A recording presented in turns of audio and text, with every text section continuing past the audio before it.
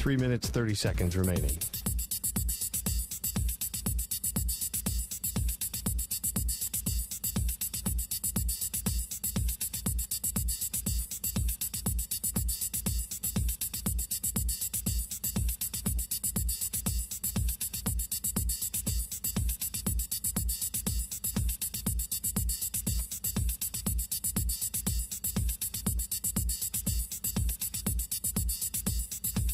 Three minutes remaining.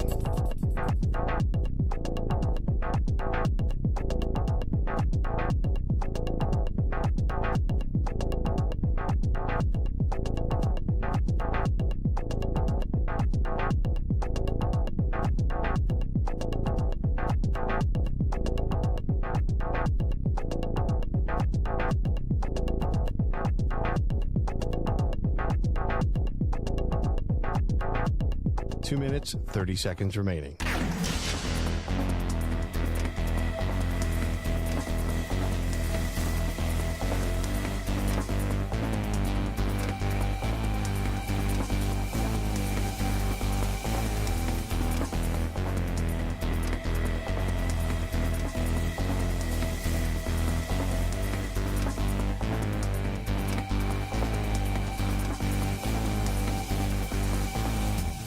Two minutes remaining.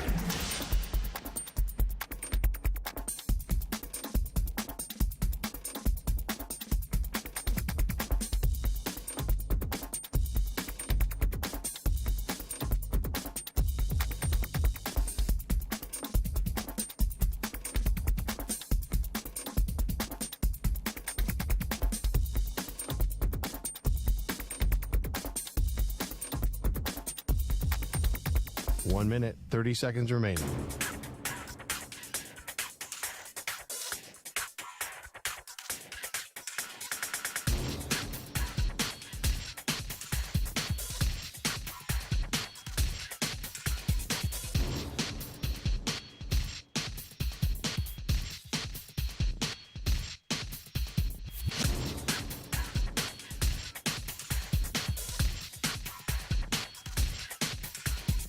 One minute remaining.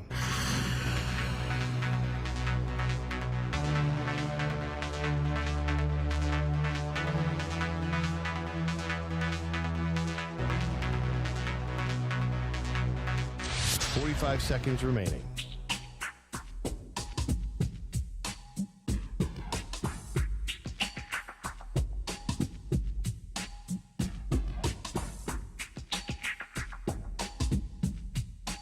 Seconds remaining.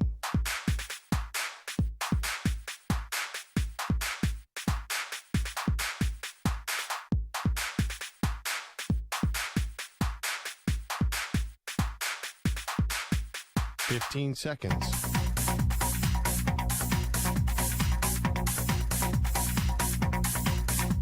Break ends in 5 seconds.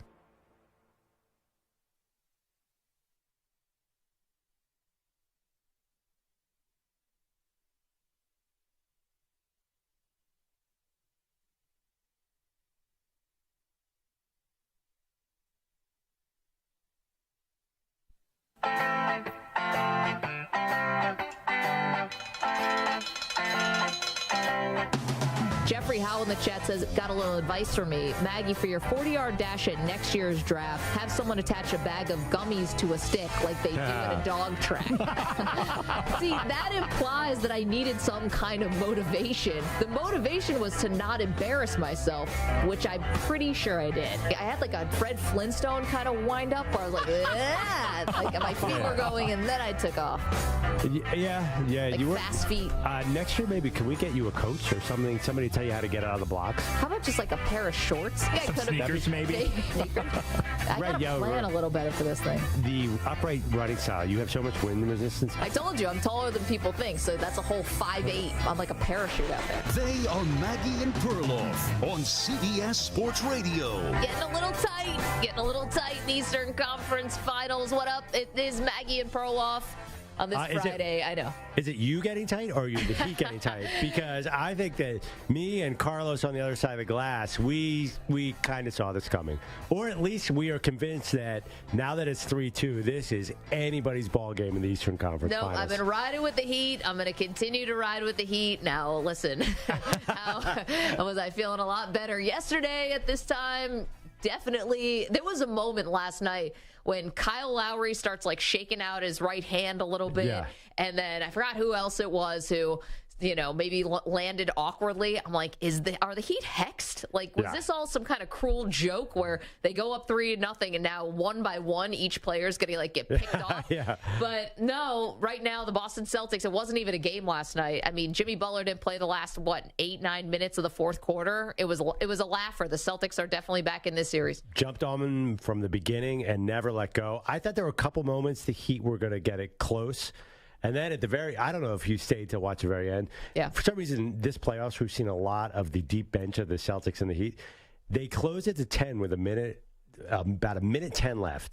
And they had their bench team on. Right. I was wondering, what if something happens here and the bench team gets a game really close? And all of a sudden you put Jimmy back in? Yeah. Do you put Jimmy back in? But Jimmy wasn't even good last night. It was an 8-point spread. It got down to 10. And then Hauser hit a big three for Boston. And Barkley was just celebrating like it was the U.S. beats Russia in the 1980 Olympics, which makes me believe that Barkley had some interest in this. Yeah, I know.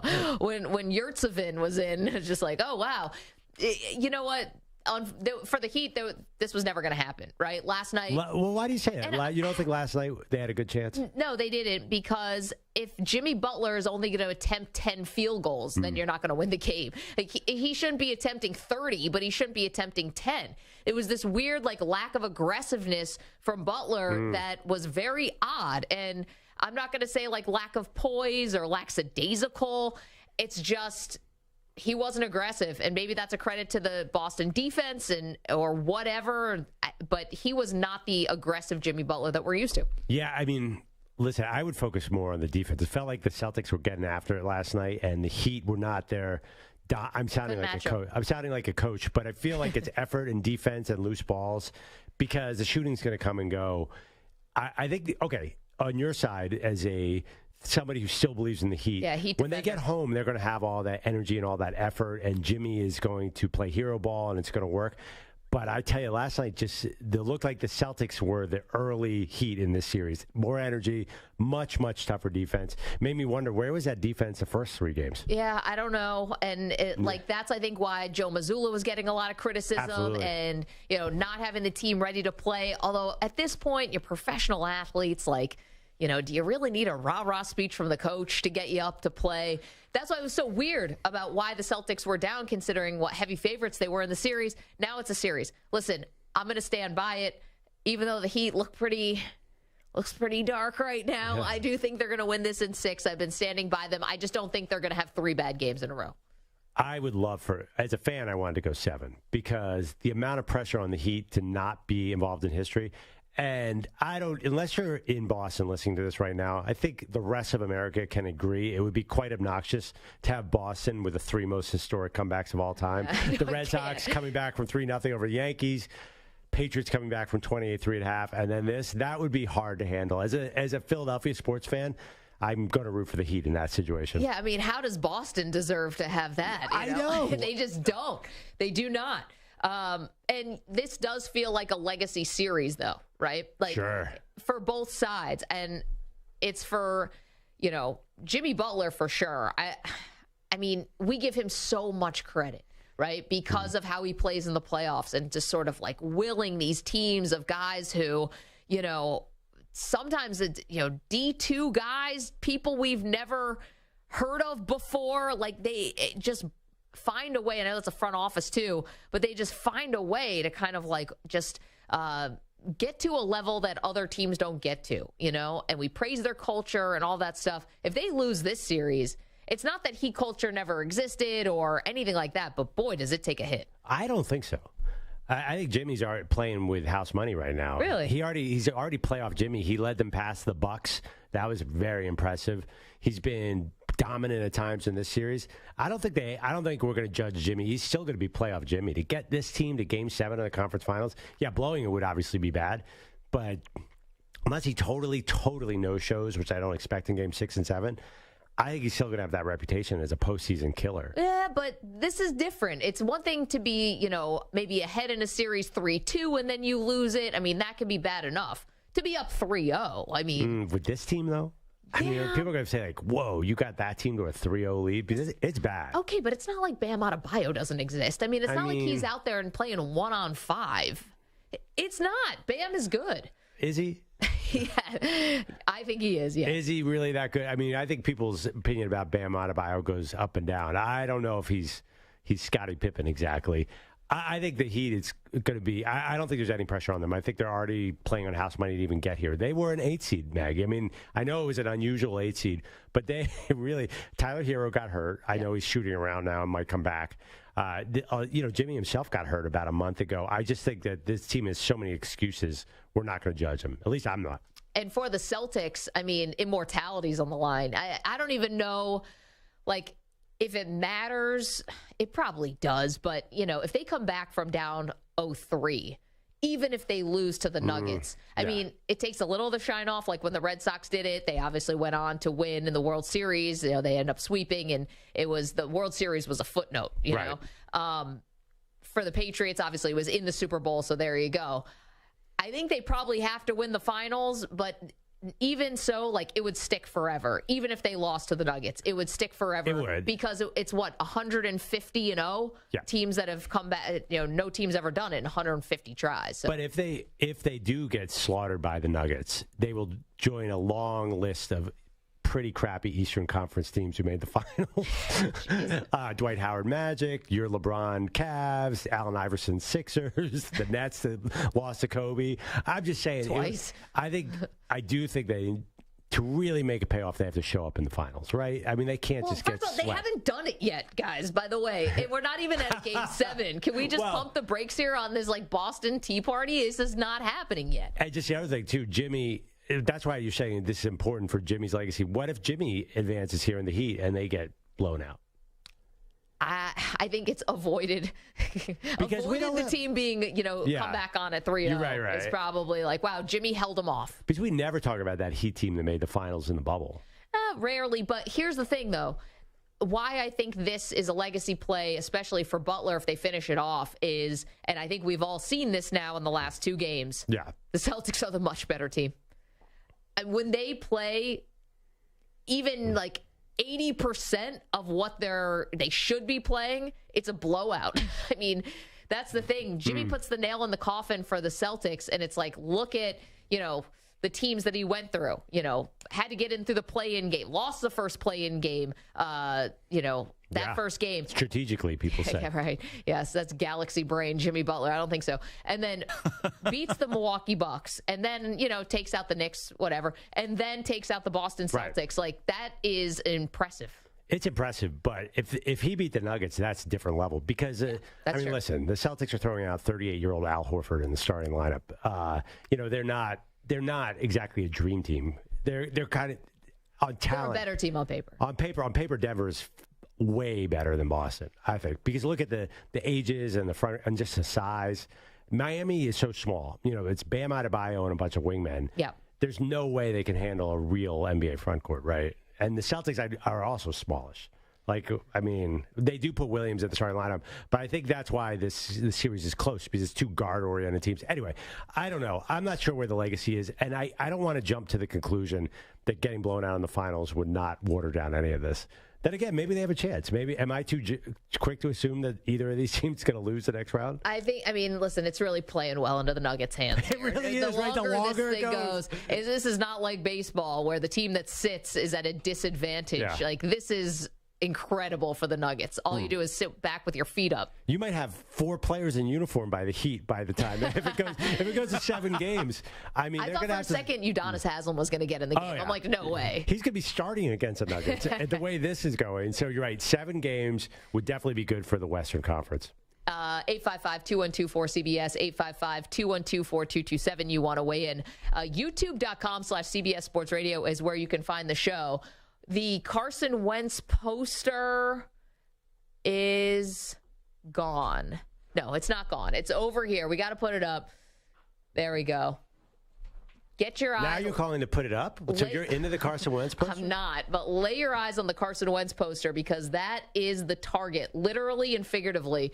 We will destroy this Carson Wentz poster once we get 1,000 new YouTube subscribers. Just a little update. We're over halfway there, guys. We're over halfway there. We need to reach this goal by the end of the finals. Perloff and I are already making donations to the Boys and Girls Club in cities where Carson Wentz played, and then we get medieval on this thing as soon as we get to 1,000 subscribers. It's going to be glorious. Well, what about not only cities that he used to play at, but cities that he's rumored to? Because I think if he signs with the Raiders, all of a sudden people are not going to want to get that pulled down. I think we're going to get a lot of Carson Wentz fans. Oh, yeah. I mean, the Raiders, interesting. After the Jimmy Garoppolo not-so-secret surgery. Talking about the perfect spot for Carson Wentz, can you think of a better home than the Raiders for a guy like Carson Wentz? Can you imagine him and Josh McDaniels getting along for 1 second? Yeah, why not? I don't think so. It took Derek Carr like half a season to figure out McDaniels' offense. What do you think Carson Wentz is going to do in that offense?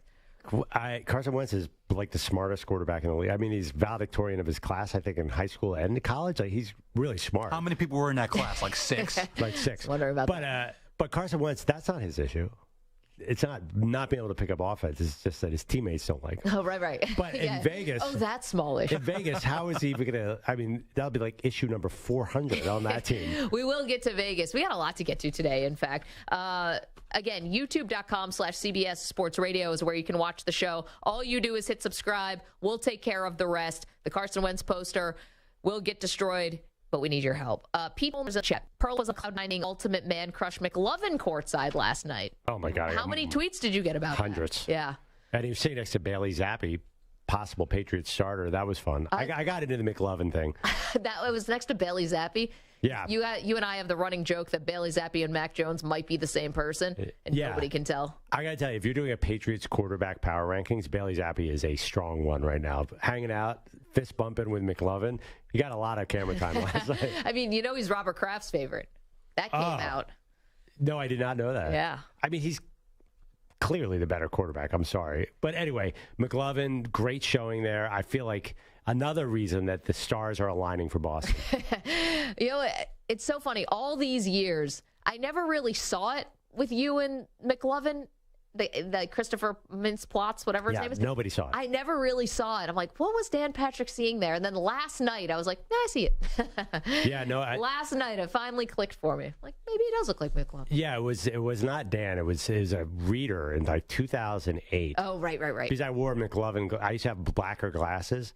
No, there's nothing. There's no one has ever confused the two of us, except for we're both white guys. It's like not much else. Yeah, there's not much else going there. He did look older. He doesn't look like high school McLovin anymore. He does not look like the guy. I'm considering that movie came out 20 years ago. We used to interview him on DP Show all the time. Yeah. And every time Dan would be like, we have a McLovin. He's like, no, I'm not aware of that. And I was like, and of course he was. Absolutely. Of course he was, because he gets about 100 tweets a day. And he's just kind of obnoxious. I think he's trying to distance himself from the name McLovin, like I am. But it's impossible. More McLovin than he is. So, to be honest, I mean, you've done more with the name now than he ever did. And also, I think you're doing a better job of distancing yourself from McLovin than he is. Well, last night, didn't it dawn on you, like, that dude should not have taken that role because he has no chance to ever distance himself from McLovin. Has he been in anything else? I'm not saying it as a diss. He's been in a million movies. Oh, really? Okay. Yeah, he was, remember that, oh gosh, he was really good fake action hero movie. Kick-Ass. Kick-Ass. He was the villain in Kick-Ass. Oh, okay. And also, he had a great role, the woman, about the woman who set up men on dates. He was great. I was nominated for an Oscar this year. He was awesome. Do you know that movie I'm talking about? You're really... That movie I don't know. Nominated for an Oscar. Yeah. Oh, you know this movie. It's fantastic. He's unbelievable. It's like a real highbrow movie. The other McLovin at the game last night. Is that a good sign for the Celtics? I mean, it looked like it last night. It sure seems to all be coming up. Celtics, I mean, of course, watch Miami win Game 6. Yeah, I think that the Celtics have better celebrities right now. Who does Miami have? They have DJ Khaled and Mike McDaniel sitting in the front row? And they had some other people there too. Oh, no, of course, famously, Jeter and A-Rod. not sitting next to each other, but both of them at the game, which could have been the first sign of trouble. Sorry, so he was in the movie Promising Young Woman. Oh, okay. Yeah, where he plays a bad guy. This is McLovin. Yeah, McLovin. He's very good in that scene. I think he can actually act. Listen, good for him. Now he's enjoying basketball, and we got ourselves a series. How far is this thing going to go? 855-212-4CBS. Perloff thinks that. I think, Celtics as we're talking about it, I think the Celtics have a good chance. Okay. A good chance. I think Miami's got this on Game 6. It's going to be a fun story, and then Saturday night, when everyone's in the middle of their holiday weekend, this is going to happen, and the Celtics are going to go quietly into the night. Real quick, will you give up on that take if the Celtics win Game 6 in Miami? No. I think the Heat are ultimately going to do this. I see them going to the finals. 855-212-4CBS, 855-212-4227, because I don't think the Celtics can keep up the good shooting for 4 straight games. Okay, want to hear from you?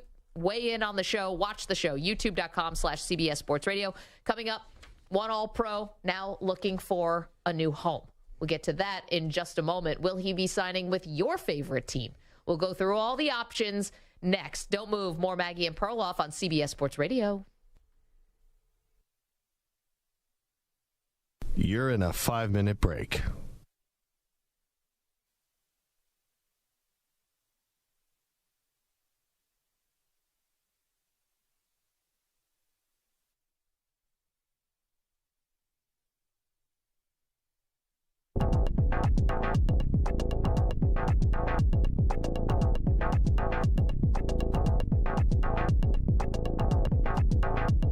Four minutes, 30 seconds remaining.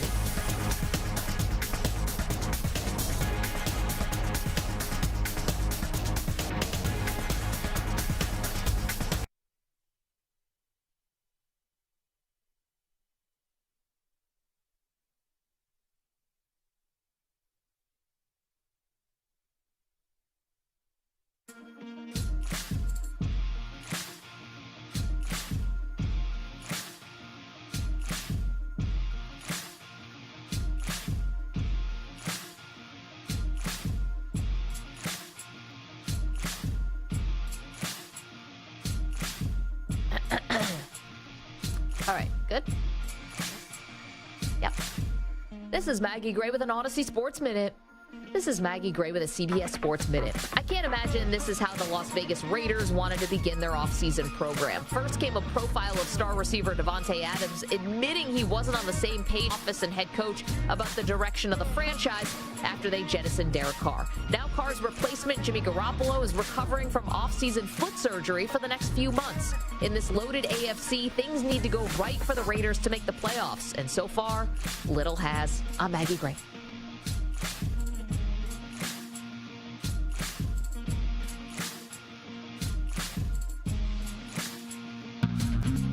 Three minutes remaining.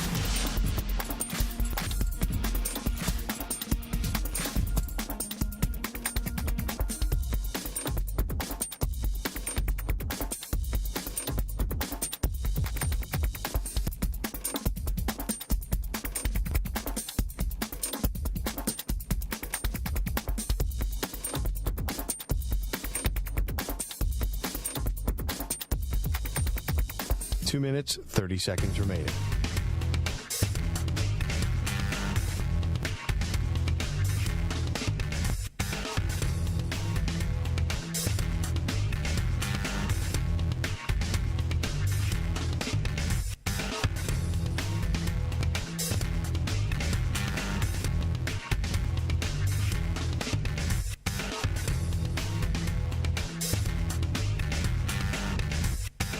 Two minutes remaining.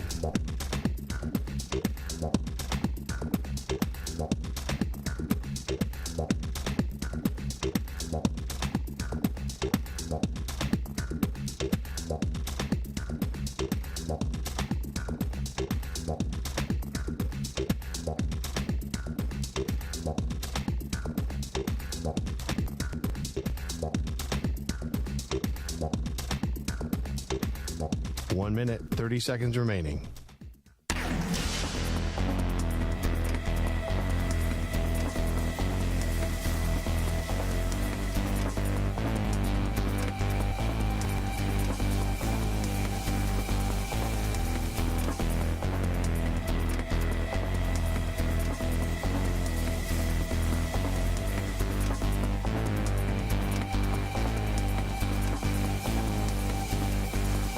1 minute remaining.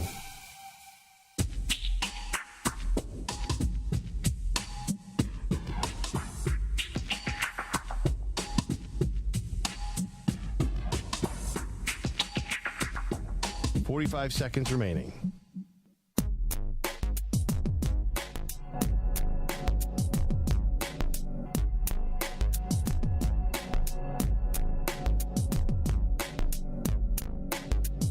"30 seconds remaining.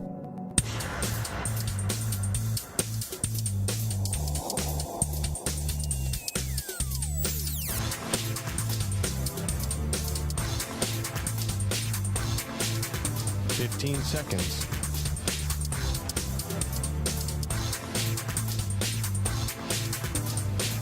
Break ends in 5 seconds.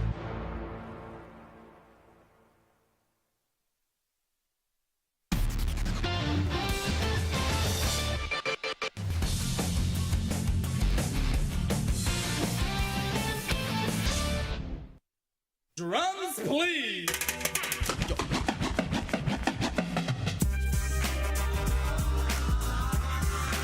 Love it. All in on Carlos's theme for today. You said we'd be able to figure it out very easily. Memorial Day weekend, beginning of summer. I love it. Had we known then that Will Smith would end up smacking Chris Rock across the face that's of the actually the theme. It's songs that make you want to slap people. It's not summertime. It's actually people who have smacked other people at award shows. Will Smith, by the way, lived 2 blocks from my parents' house for a large chunk of time. And my friend moved into his old house. He lived right off City Line Avenue. Crazy. Yeah, and he's really literally from about 12 minutes from where I grew up. So, good man. No, I'm not down with the slap, but I love the Philly aspect. Okay. Now you're a staunch defender. I actually, no, I'm obviously a gigantic Chris Rock fan because I have a brain. But the one thing I will defend is, like, the Philly in me does want to defend Will Smith. And Absolutely. Trust me, he's not from a place where they slap you necessarily. Is that right? I mean, what kind of house did he grow up in? Well, no, this is when he became successful. He's from Overbrook. But anyway. I don't know what that means. It's like it's a part of the city in West Philadelphia. Okay. Anyway, he didn't that whole slap thing was ridiculous. I don't think he's like really a tough guy by any means. Do you? I mean, I think there was a little overcompensation going on in that moment. Yes. Yeah. No, clearly. I think exactly like that. But that era of Will Smith was awesome though. Like the stupid pop songs, getting jiggy with it, all that stuff. Oh, and this one has been before that. This is Fresh Prince era, right? Summertime. Yeah. I saw DJ Jazzy Jeff play the NFC title game this year. He's still floating around. That's a hell of a booking for that guy. I mean, In fact, the Niners almost put him in at quarterback. They were so desperate. Yeah. Now, well, listen. Now, who knows who's going to end up starting for them at quarterback? Did you see? We'll get back to the phones in a second. Did you see Trey Lance, who you and I have had many discussions about his future, was talking about yesterday? Spent some time with Mahomes. Oh, I like that. Yeah, there we go. This is the beginning of the origin story for Trey Lance. Should put him over DJ Jazzy Jeff on the depth chart. You never know. 855-212-4CBS, 855-212-4227. We'll get to DeAndre Hopkins, who was released today in just a moment. But first, our pal Mark in Miami, who's got a prediction for his Heat, who suddenly find themselves in a tight series here. They're up 3-2, but Mark, how you feeling? What's up, guys? Yeah, I never wavered off my Heat and 6 prediction, and give credit, Boston is a hell of a team.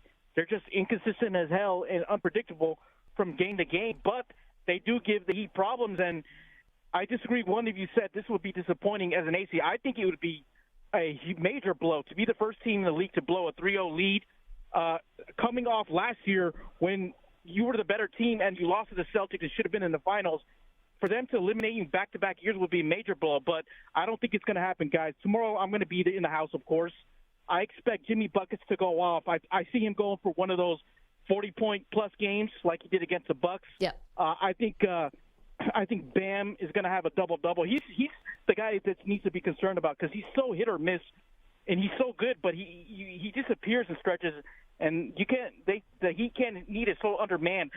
Not having Hero is a major blow, and you see why, because he torches the Celtics. And so I think the defense gets on point because I think they're going to lock down. The key for the Heat to win is locking down Derek White and Marcus Smart, because if those guys go off, you're going to lose. So Yeah, I think they're supposed to devise a game plan to buckle those guys. I think it's going to be close at halftime, guys, and I think the Heat blow it open in the fourth quarter, and the Heat Nation will be celebrating a trip to the finals, because if they lose tomorrow night, I'm extremely concerned.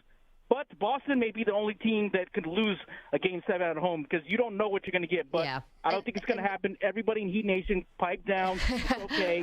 Wait, though, Mark. Tomorrow, I don't I'm know. on cloud nine. I think you guys have seen enough and appreciate the phone call and the thoughts and have fun at the game tomorrow. But it'd be impossible not to be feeling a little bit nervous now. Now, Jimmy Butler is pretty good at hiding it. Carlos, let's play a little of Jimmy because, a couple days ago, everything was fine. He's going to listen to music, his country music, and he's going to drink beers. After last night's game, he's basically just saying everything's cool, nothing to see here. Because the last two games are not who we are. It just happened to be that way, and we stopped playing defense halfway because we didn't make shots that we want to make. But that's easy correctable. We just got to come out and play harder from jump. So, like I always say, it's going to be all smiles. We're going to keep it very, very, very consistent, knowing that we are going to win the next game. It's funny when Jimmy Butler says we're going to keep it all smiles, because his smile, when he is smiling in the fourth quarter, it's like diabolical. I'm scared of that smile. There's nothing friendly about that smile. Yeah, and you know what? They've proven to be the inconsistent team. Everything Mark described about those Heat, I'm like, how is this team you just described up 3-0? Like, how did they get to the 3-0 in the first place? And I almost don't even remember. One thing I remember early in the games, the Celtics were letting Bam Adebayo run up and down the court and dribble, and they were pushing the pace, and they weren't picking up anybody. So I think the Celtics are a different team defensively. Like, all of a sudden, they're like, wait a second. This is the actual NBA Eastern Conference Finals. We better try here. We better wake up. Joe Mazzulla better call a timeout. Now he's calling them all over the place. The only thing, I don't agree also that the Celtics will give up that Game 7 at home because of what happened against the Sixers. I thought they were going to give that one. I was sure the Sixers were going to win that game. And then Derek White started raining threes down. So I think, I'm going to say it. Must win for the Heat, Game 6. Yeah, I mean, listen. Not technically a must win. No, I get that. I don't feel as confident about the Celtics at home in a Game 7. Just either team. Yes, the 76ers, like, you guys kind of did the Celtics a favor because Joel Embiid could just no-show the game. It's like. Yeah, it was that, but also it was just like super disappointing. They were tied about 9 minutes in the third quarter. Then all of a sudden, the Celtics hit like 6 threes in a row. Yep. It was mostly White, Brogdon, and Smart. Those guys are not great shooters. So what are you going to do? I don't know. If the Celtics are inconsistent shooting, but when they hit their threes, then all of a sudden they pick up the defense. I don't know, Maggie. I'm really, really scared for the Heat if they don't win this game.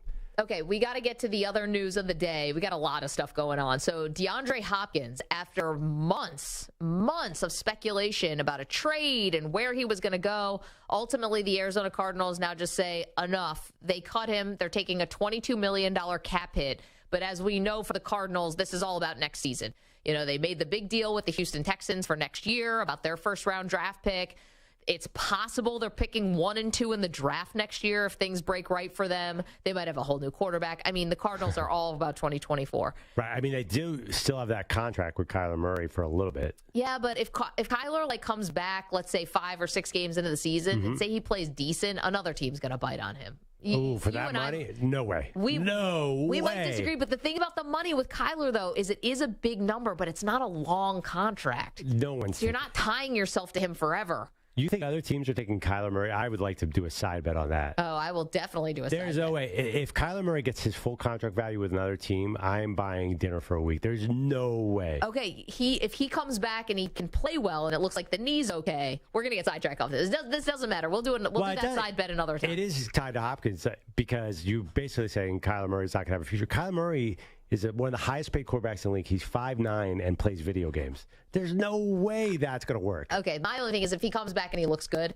off the knee, you're going to find a team that's desperate. It's like, it's short term. Maybe we can get Arizona to eat some of the money. We'll give them a little bit more draft compensation, whatever it's going to be. Well, okay, so you're saying Arizona will eat the money. Some of it they're going to have to because this is not a 1-year rebuild here for Arizona. This is going to be multiple years. Okay. But anyway. Yeah. The big news is DeAndre Hopkins, and it's going to be a busy weekend for him because I have to imagine his agents are probably fielding no fewer than 15 phone calls. You know, obviously he's got his issues with injury, the PED suspension. It's not like it's a totally perfect thing. But if you believe he's past that, you might be getting the missing piece. And I know that's dangerous sometimes to think, oh, we're only a wide receiver away. But if you are talking about teams like your Philadelphia Eagles, my Buffalo Bills, if you're looking at the Baltimore Ravens, if you want to look at the Detroit Lions, if you want to look at sneaky team that I think is going to get in the mix, the Rams. I just don't think the Rams, I think Sean McVay thinks he can still win. They've got no draft picks, but they can offer some money, I bet. And I think there's going to be a lot of teams that are making calls. Who did I miss here? People talked about the Colts, Chicago Bears, and the Cowboys. The Cowboys. I mean, you've got a lot of really great options here if you're DeAndre Hopkins. Now, we can hear some of Hopkins. He was on the I Am Athlete podcast, and he does have a desire to play with a couple quarterbacks, including this special dude. I would have to say one of my favorite quarterbacks that I've been watching since he came in the league is Josh Allen. Josh Allen, he reminds me of an old school or of a new school Andrew Luck. And you know, I love Josh Allen. There you go. Come on over, baby. DeAndre Hopkins. Yeah, do you want him? Definitely. Ooh. Why not? 30. Who cares? It's what are we doing? 2 seasons? That's fine. It depends on the money. Does it? I don't know. I think there's a reason nobody wanted to trade for him. Well, listen, that cap hit is high. It was like $22 million. Yeah, so that's off the table now. He's a pure free agent, but I still think someone's going to give him a lot of money, and that is an old receiver. So you wouldn't take him on the Eagles? I would take it. If it's a giant, if it's $25 million, no. Well, it would be $25 million for a year. He's not getting that kind of money. What did A.J. Brown get? $25 million? I don't know. What did Odell get? 17? And that was a little bit high. Yeah, so Hopkins got to be higher than Odell, right? Because Odell's coming off a major injury. So I don't know. I think the best team would be, for me, Dallas. Somebody who needs a pure possession receiver. Buffalo would be good, too. Because they're looking for somebody who doesn't need a burner anymore. Because obviously Hopkins is 30. He has great numbers with contested catches. Probably going to have a lot of those because I don't think he can separate anymore. I don't think the Eagles need him. I think the Bills need a team that needs that first down. That's why the Bills would be great. Ravens would be good. Target for Lamar.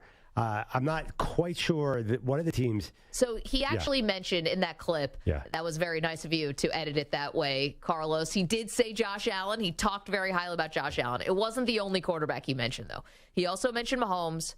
He also mentioned Justin Herbert, and he also mentioned Jalen Hurts. Right. Now, but by the way, him landing in Kansas City is just like not fair. Like the league should step in David Stern style and like just straight up collusion, right? Just not allow that to happen. Wait, you think he's that good? I do. For another season? I'm not asking for 5 years here with Gosh, I don't view 30-year-old DeAndre Hopkins the same way at all. Okay, I don't see a cliff coming. Really? Okay, maybe you do. I still think that he's got at least 1 or 2 good years in him. So he'd be 32. Yeah, I mean, there's a couple guys who've succeeded then, like Larry Fitzgerald, Jerry Rice. I don't know. He feels like kind of like more like a tight end to me now. Listen, with Herbert, that'd also be great. No, come on. First of all, that is the worst. I just don't know if they're going to do that. I mean, they just took a wide receiver high in the draft, obviously. They've got their 2 guys. Yeah, I mean, a colossally slow to go with Mike Williams, Keenan Allen, that'd be the worst fit. And Mike Williams is always like scheduled to miss 6 games a season. So well, maybe that's the only reason to be good. So I don't know if you're going to put Hopkins into fill in at 6. Well, you need a little some depth, you know. What do you think about the other New England? It makes no sense to me either.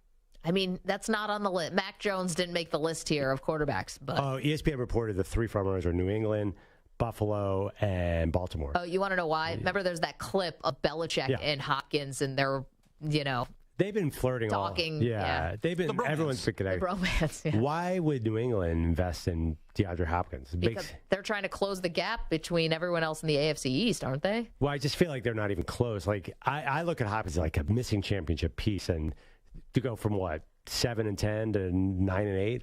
I'm not sure why. That could be the difference, though, of making the playoffs and missing. Yeah, but I think Hopkins wants to sign for a Super Bowl contender. I would if I were him. I would think so. Well, I mean, is there another obvious one that we're just like kind of overlooking here? You don't think Aaron Rodgers That's is what I'm hitting Joe Douglas's door like, hey, what's up, man? Let me get another one. I don't even think he has to go to Joe Douglas. Just go straight to Hopkins. I mean, come on. You got to throw the text out. We know that he wanted to play with Odell. You think that's the only wide receiver he was talking to on a different team? Probably not. What do you think of the Colts? The Colts I like too, but it's the same thing with the Patriots. What's their record going to be this year? And you're going to have a quarterback in Anthony Richardson who's going to run the ball almost every play. I just think the reason, if I'm the Colts, I might outbid people because Hopkins has a big catch radius. I'm assuming that Anthony Richardson isn't NFL accurate yet because he wasn't that accurate at Florida. Yeah. So that'd be a big value to them. I think that's what you need in year 2 for a guy. Okay. Year 1, he's not even going to know what's going on. Not even close enough yet. Yeah. Okay. I think year 2 is when you want to get the guy for your quarterback to make their life easier, like the Bills did with Stephon Diggs. I also feel like the Bears, if they add him, like they already added Claypool and they added DJ Moore. Like how many of these older guys? I mean, Claypool's not old, but I don't know. Don't they have enough yet? I like that everyone's looking at Hopkins can fix a quarterback. That's like the idea out there. I don't know. We'll see. I'm not as high on him. But I know if you're obviously going to buy a jersey if he goes to the Bills. I mean, you're all in on that. I mean, buy the jersey? No, I'm just saying. Do you think it'd be Drink great? the Kool-Aid? Oh, hell yeah. Yeah. Without a doubt. Okay, I like it. I like it. You crazy? Desperate. Would you have reacted that way if they'd signed Odell? I was a little worried. I'm more worried about Odell because he's coming off the injury. Yeah, me too. And the price was a little high. Yeah. No, I remember when Odell was out there, you weren't not as into that. Well, I'm also wondering, like, Odell Beckham Jr., Stephon Diggs, how is that going to go? I don't know. What's that going to be like with those two personalities? And also, you had a team that got a lot of injuries last year. Is Odell the answer to all that? I don't know. I didn't see it. 855-212-4CBS, 855-212-4227. Is there a team we left out here? A little obvious team. Where should DeAndre Hopkins sign? We've got so much more to do, including pre-show debate that Perloff and I got into about which athlete is feeling the most pressure to win a title right now. Right now. We went through a lot of different sports. We went through a lot of different types of people. And what turns out, we just don't agree on number one. We'll get to that in just a moment after this CBS Sports Update with Emmanuel Berbari.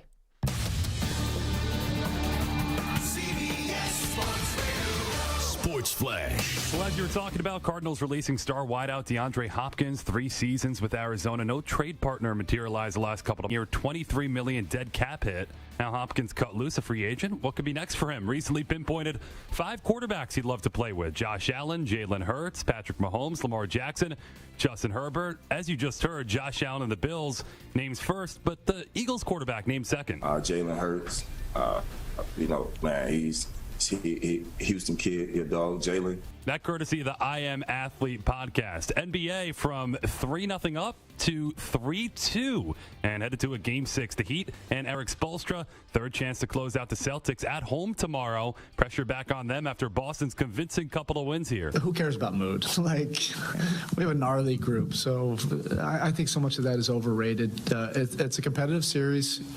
You always expect, things to be challenging in the conference finals.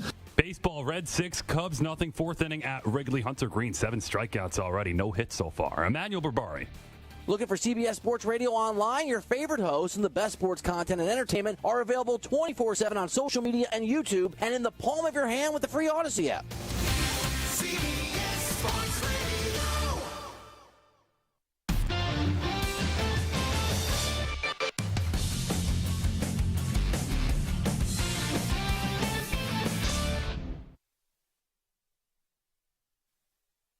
You're in a 5-minute break.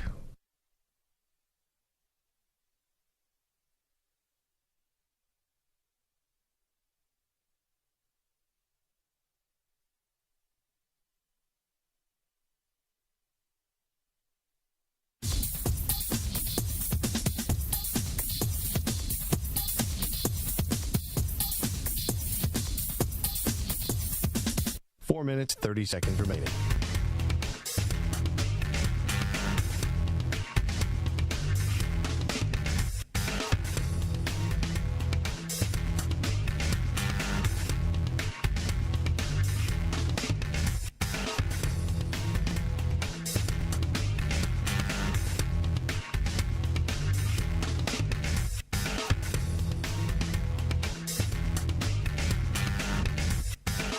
4 minutes remaining.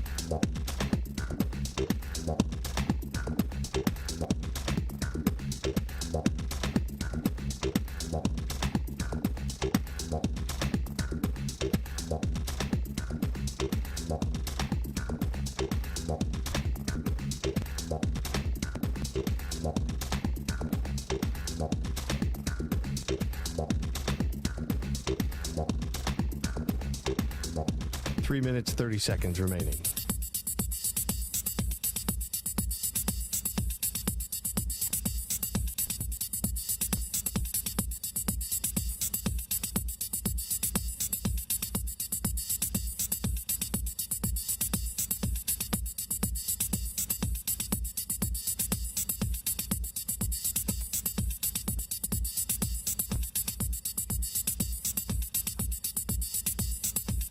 Three minutes remaining.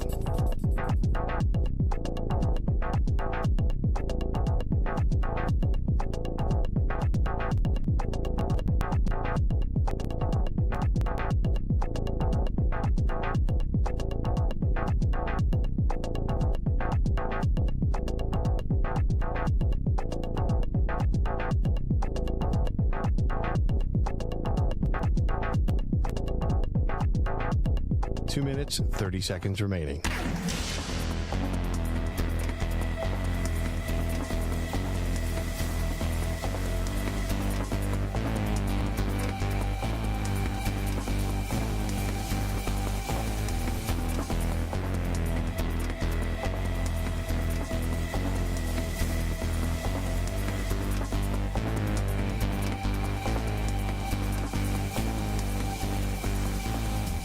Two minutes remaining.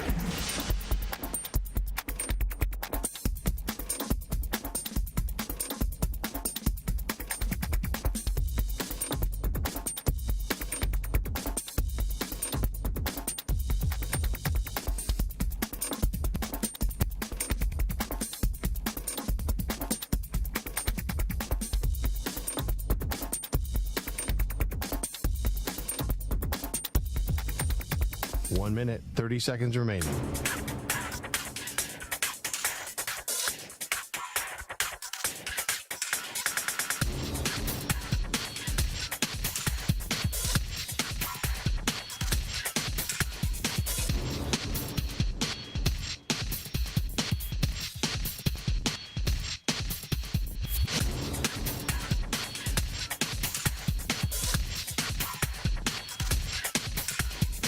One minute remaining.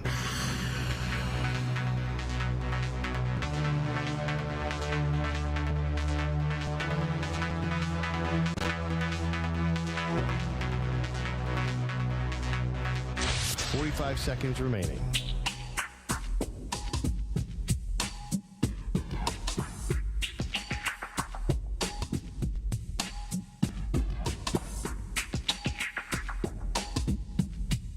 Thirty seconds remaining.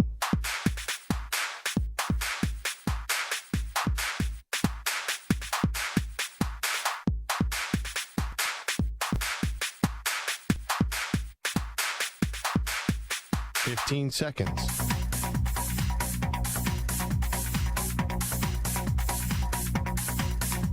Break ends in 5 seconds.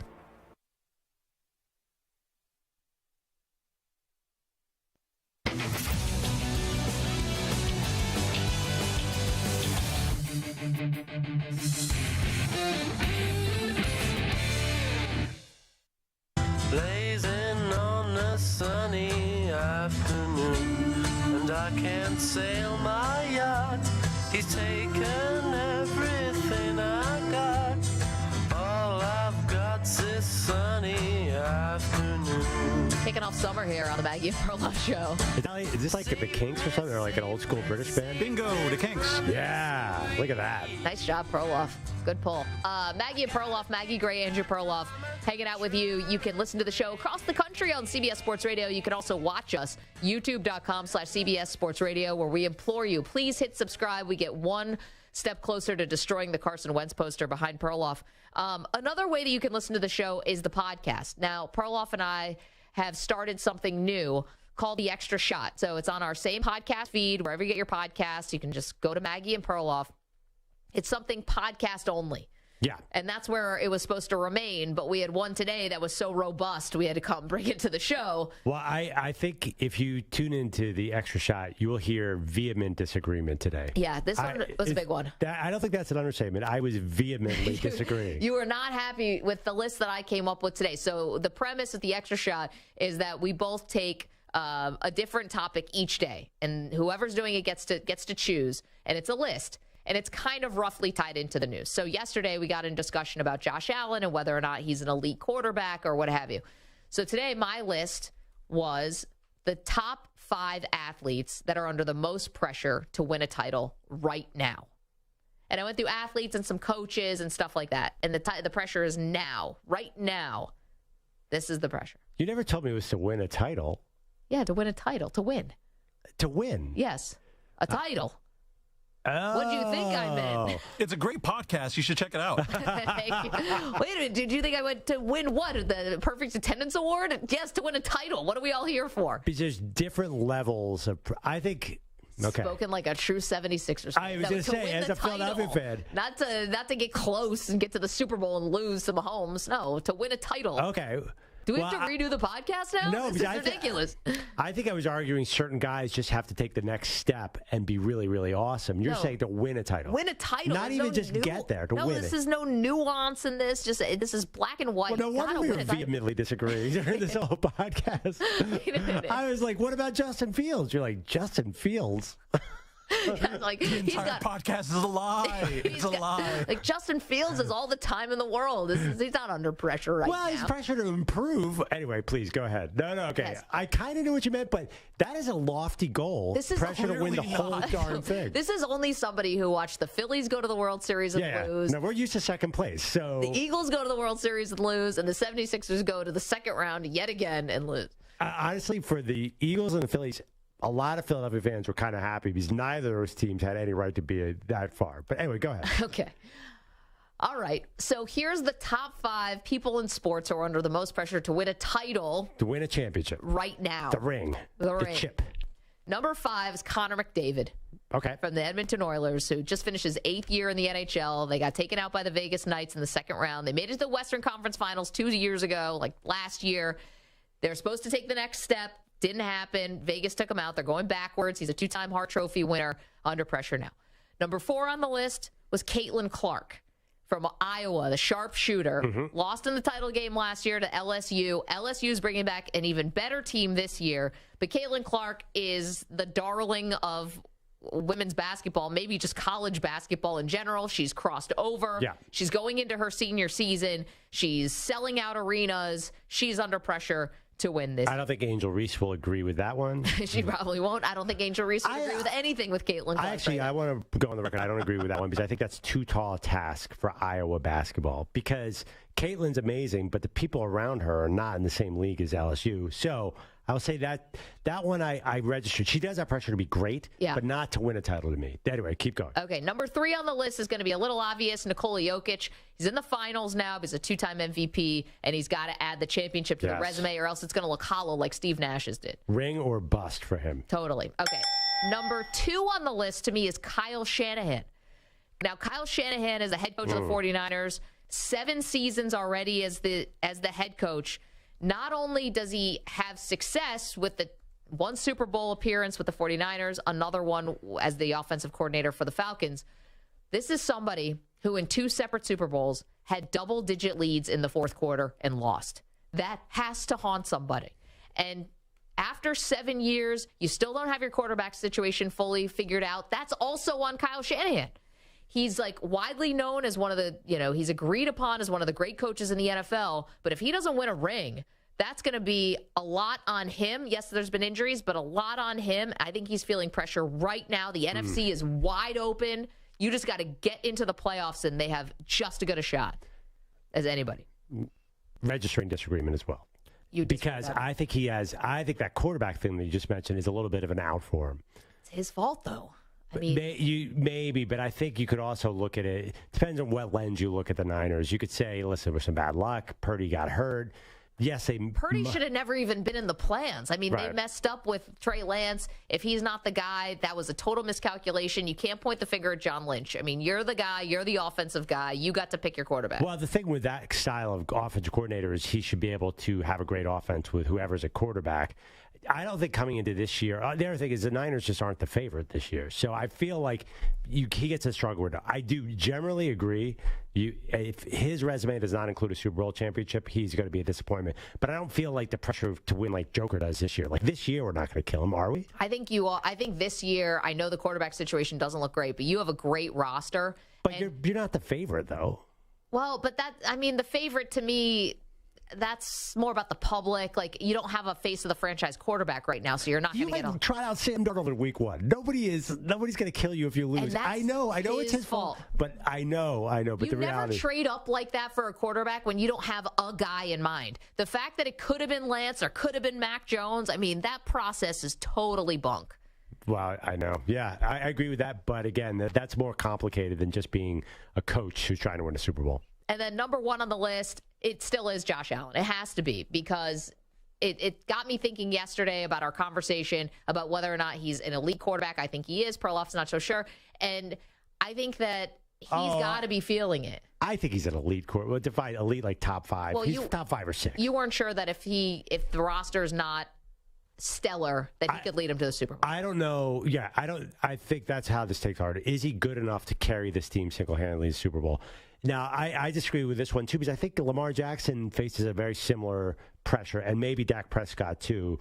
There's a group of guys that Josh Allen's in, because he could be great next year and not win a Super Bowl, and it's not going to be his fault, because the team is a little behind him, right? Yeah, but it wasn't his fault that they lost the 13 seconds game in Kansas City, and then he still gets dinged now for no signature wins, quote-unquote. But I don't think the whole world is like Josh Allen doesn't show up in the big moments. I mean, Lamar Jackson's won 1 playoff game. Yeah, but Lamar's finished the last 2 seasons hurt, whereas Josh Allen really just played badly against the Bengals and against Miami. So he's coming off of a bad playoffs. I don't think people came off, but the Bills were a mess. I honestly feel like he got a little bit of a pass. I think he could be great next year, and they might not win. So I'm taking a little pressure off him, but he's definitely in the mix. I totally agree with that. So you'll notice what's missing from this list, and it's intentional. No Dallas Cowboys. For anybody who thinks that Mike McCarthy or Jerry Jones or Dak Prescott are feeling pressure to win, I just do not think they are. I think they're fine with where they are. Oh, yeah. Jerry Jones, the value of the franchise, his standing in the NFL does not change whether they win or lose. We'll get more into that in just a moment. Up against the top of the hour, we got more to do, including the team in the NFL that is, quite frankly, having the worst offseason of anyone. We'll get to that in just a moment. Don't move. More Maggie and Perloff straight ahead.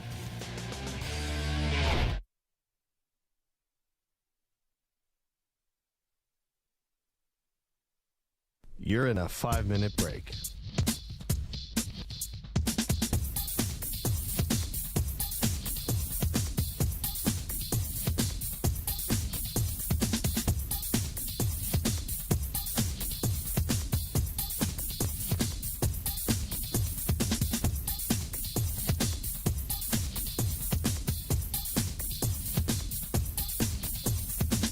Four minutes, 30 seconds remaining.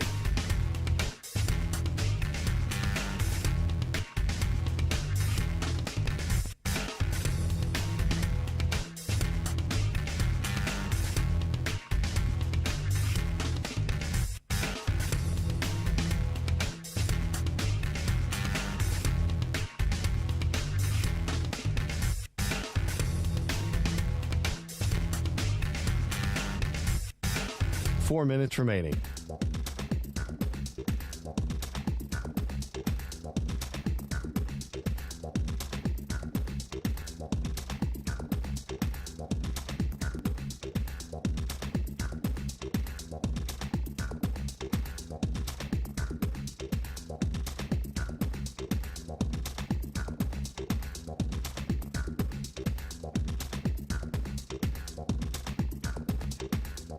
Three minutes, 30 seconds remaining.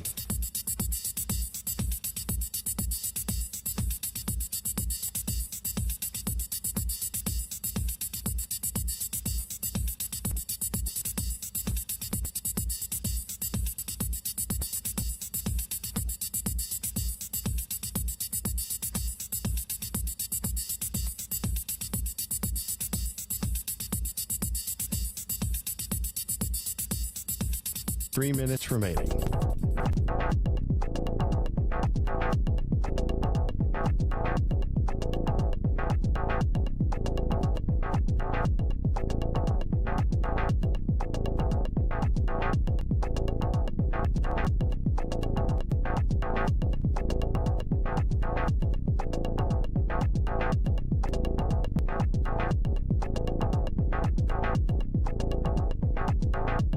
Two minutes, 30 seconds remaining.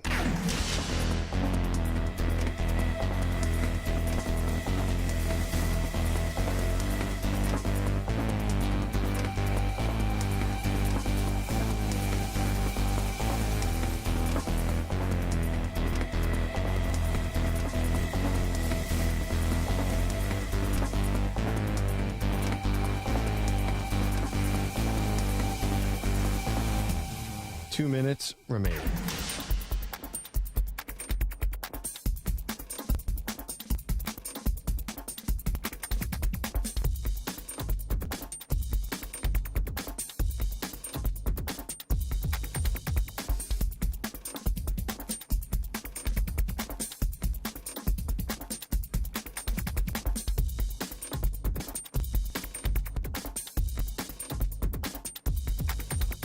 One minute, 30 seconds remaining.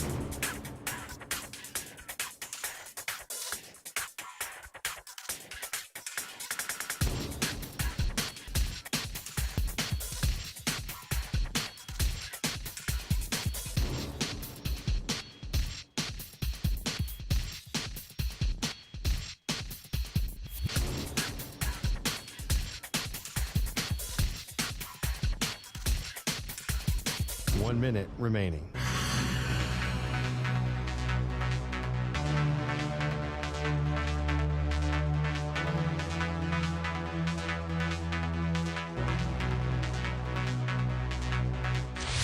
Five seconds remaining.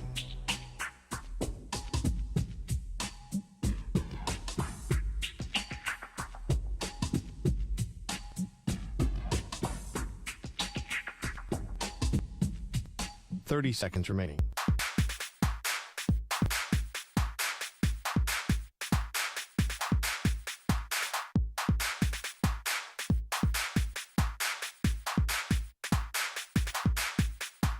Seconds.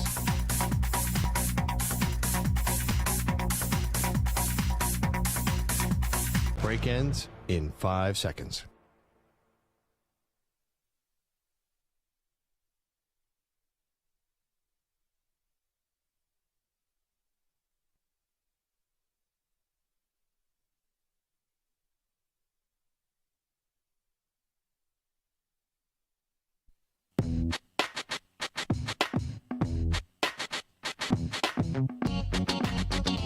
If you're just joining us, Perloff is putting the finishing touches on 16 ounces of peanut butter. The man is a legend. Got the closer spoon, and Andrew Perloff, like Usain Bolt, cruising to the finish line. Last bite. I flew way too close to the sun. Now I'm about to throw up all over the sun. Something feels wrong. Yeah. Something looks wrong. I don't feel well. Ooh. I'm glad I got through the first jar. That second jar was the biggest mistake of my entire life. Yeah. I was doing so good. It took years off your life. Thank you, Ack, for correcting his grammar. Ack, honestly, I can choose which way to throw up, and I'm definitely going to make it. Stop talking. They are Maggie and Perloff on CBS Sports Radio. The team who's had the worst offseason in the NFL so far, I don't even know if it's a close second, Perloff. It's got to be the Las Vegas Raiders. I mean, the news just keeps getting worse and worse for them.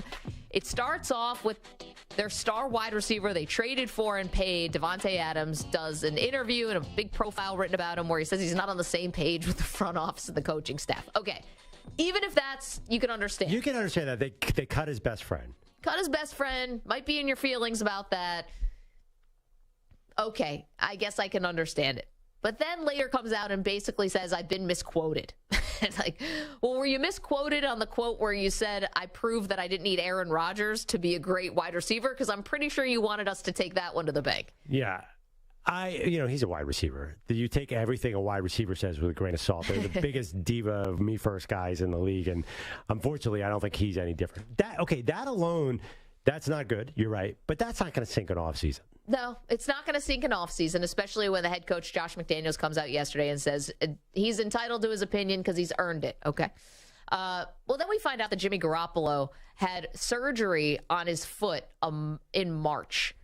Now, you'll remember when Garoppolo got hurt for the 49ers last year, it was like December. It was a game against the Dolphins. And at first they came out and said, it's like a Liz Frank and he needs surgery and he's done for the year. Okay. Then a couple days later, the 49ers trainer comes out and says, wait a minute. We think that he doesn't need surgery now. And it's possible he could be back for the playoffs, according to Adam Schefter. And everyone got excited. And so as it turns out, season ends. As we know, they lose to your Philadelphia Eagles. They have no quarterbacks left. Garoppolo's in street clothes on the sideline as Purdy goes down and Josh Johnson goes down, and it was a nightmare. And now he goes to the Raiders.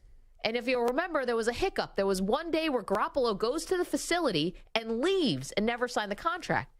Then goes back the next day and they get it ironed out. Turns out that's when they were discussing this foot injury that at first needed surgery, then didn't need surgery, and now needs surgery. They're saying he's going to be ready for training camp, but I mean, you got an over 30 quarterback who's now having foot surgery. He's got plenty of injury history to begin with. This is the last thing that the Raiders wanted.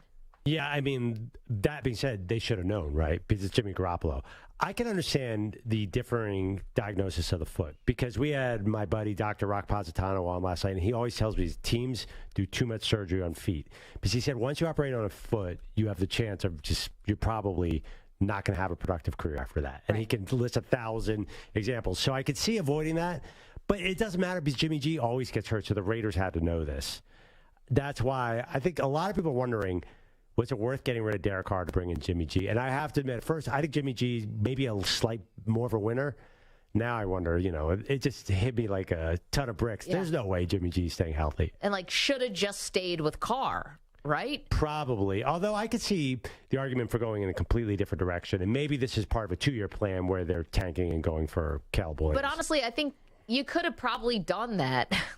Maybe not the tanking with Carr because Carr is pretty durable. Yeah, he's probably too good for that. But now it is time to re-examine this. Was Garoppolo so much of an upgrade over Carr that it was worth upending this whole thing? Did Garoppolo turn you into a Super Bowl team? There is a little bit of a mystique around Jimmy Garoppolo that he wins at a high. I mean, listen, he got the Niners to a Super Bowl and got them really close.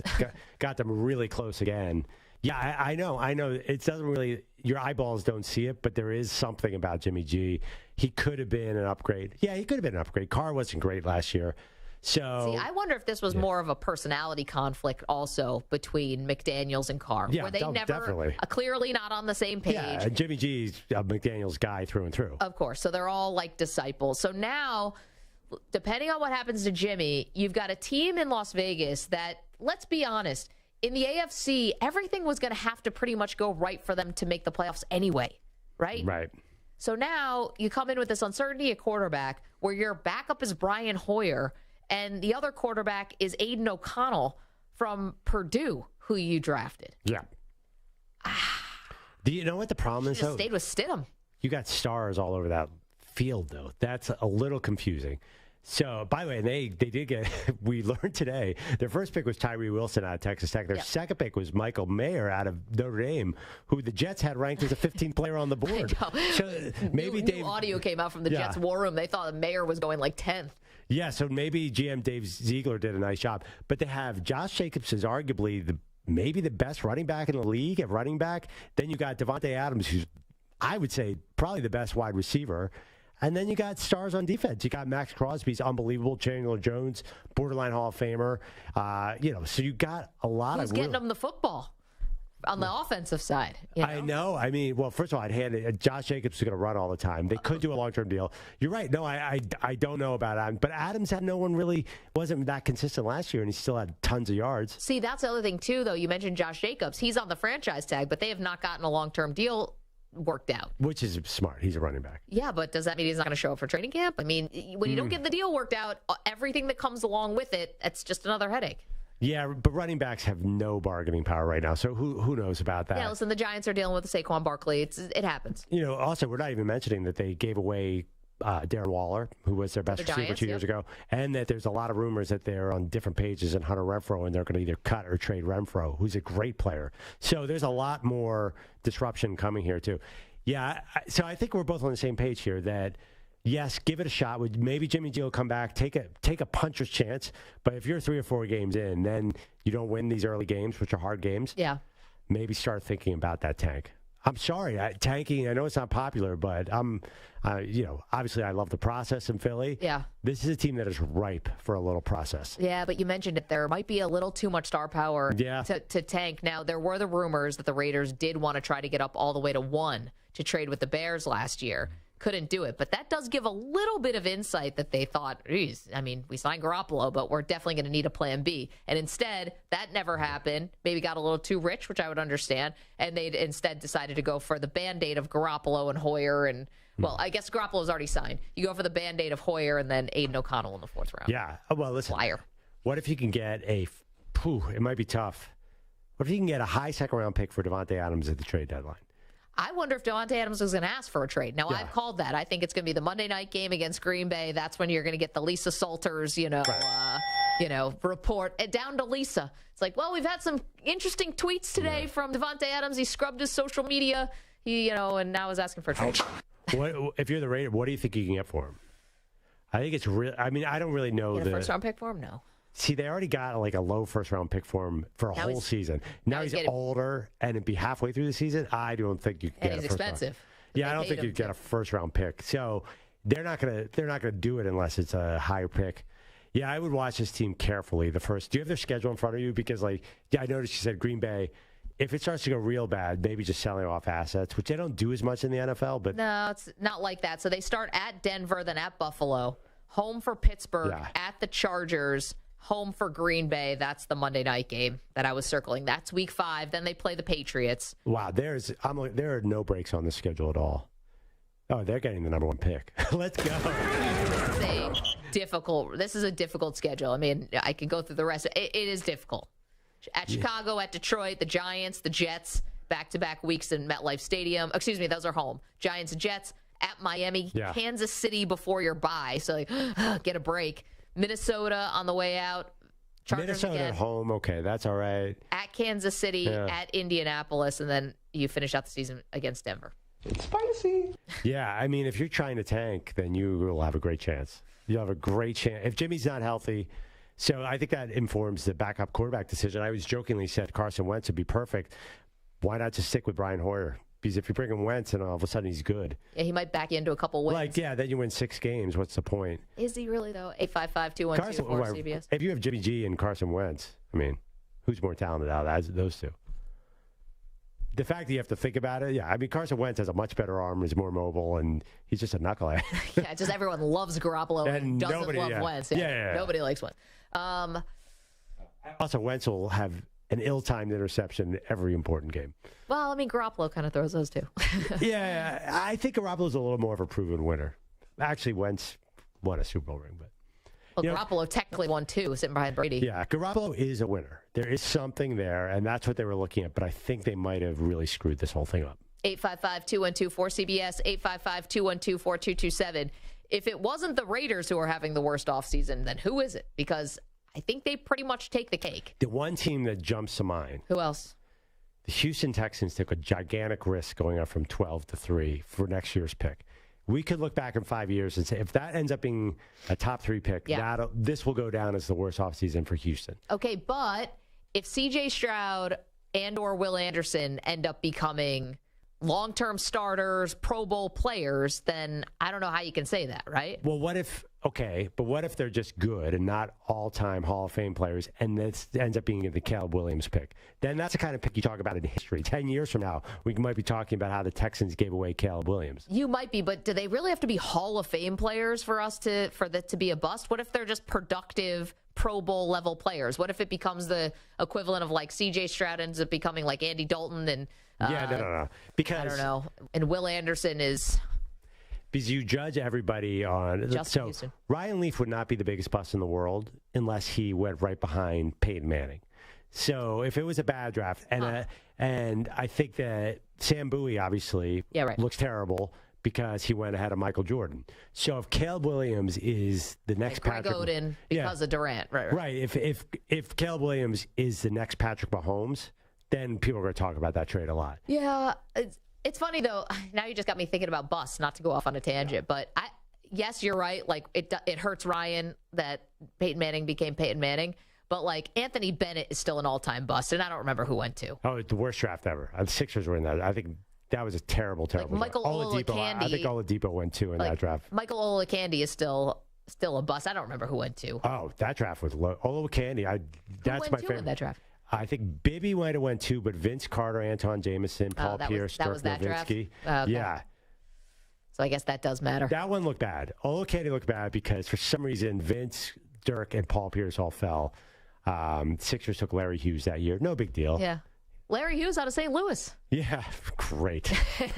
Larry's in like every Nelly video. Yeah. Side note. I'm pretty good on if you look historically of stupid picks. My teams have made a million of them. That's your lane. Oh yeah, I could tell you 100 picks that the Sixers should have taken this guy and they took that guy. Well, I mean, we can all tell you that. 855-212-4CBS, starting with Markelle Fultz over Jason Tatum. 855-212. Low blow on a Friday night. 227. I'm sorry. It was right there. Okay. If not the Raiders, then who have had the worst offseason? Maybe it could be Houston. The stakes aren't as high. No one's going to say Houston, but I think historically we're going to look back. That was a gigantic risk. I thought it was crazy. For Will Anderson? Well, they said it wasn't Will Anderson. It was for C.J. Stroud. No, they said it was for Will Anderson. I'm pretty sure it was they traded up for Will Anderson. Well, but they wanted Stroud, but they didn't want to get the bidding war going. Like if they had taken Will Anderson first and then C.J. Stroud second, then it would have been more of a bidding war for Stroud. It would have been more expensive. Okay. Right. Whatever. That's just after the fact. Ouch. Bottom line is they may have handed the Arizona Cardinals the number 1 pick this year or two. 855-212-4CBS. Is that Grant Williams? This is how loud it sounded with Grant Williams from the Celtics getting slapped on the butt last night. The energy was tremendous. We had to do our job to make sure we get it back here. That's number 1 goal. Take care of the next game, 1 game at a time. We can't look too far ahead. Ouch. And make sure that we got. Good job, Grant. We got to make sure we take this 1 game at a time and make sure that we just make sure we stay together. That was so hard he lost his train of thought. Ow. God. That was painful to hear. I know he's a professional athlete, but that just sounds like abuse. Ow. Ouch. Ouch. Celtics win last night. They still trail 3-2 over the Heat. Game 6 is Saturday. We'll get more into that in just a minute. 855-212-4CBS. You want to watch the show, youtube.com/CBS Sports Radio. Hit subscribe, please. And we get 1 step closer to destroying the Carson Wentz poster that sits behind Perloff. Don't move. More Maggie and Perloff in just moments on CBS Sports Radio. You're in a 5-minute break.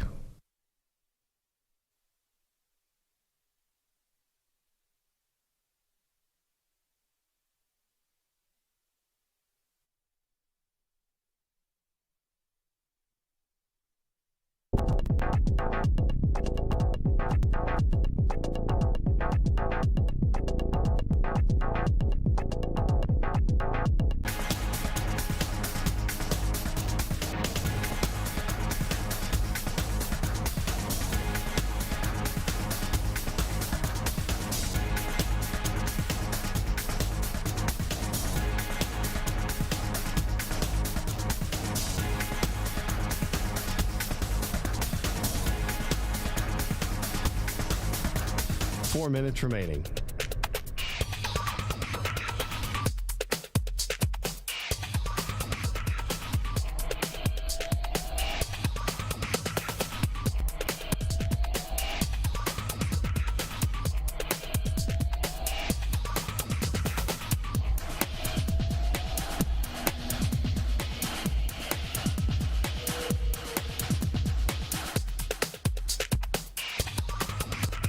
Three minutes, 30 seconds remaining.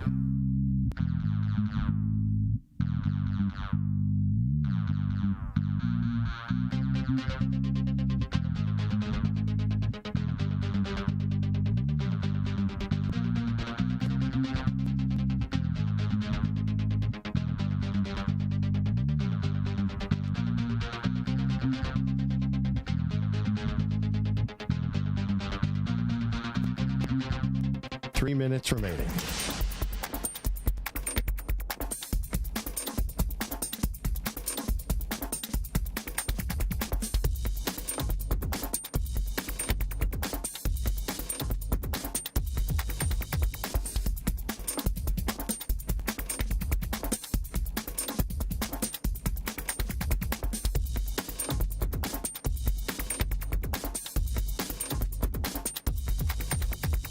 Two minutes, 30 seconds remaining.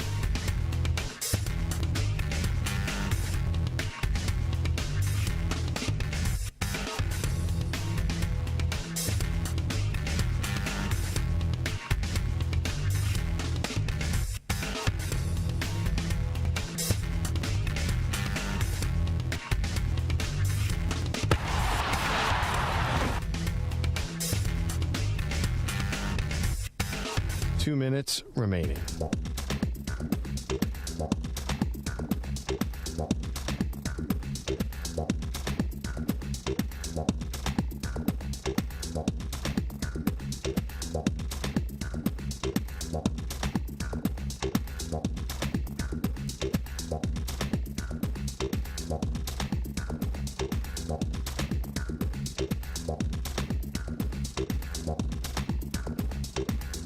One minute, 30 seconds remaining.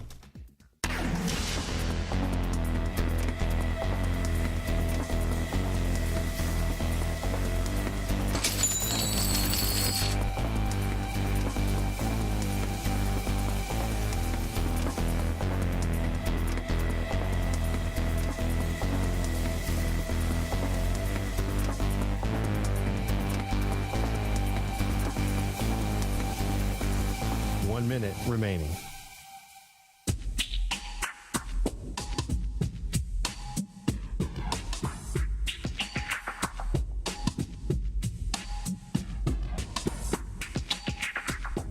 .45 seconds remaining.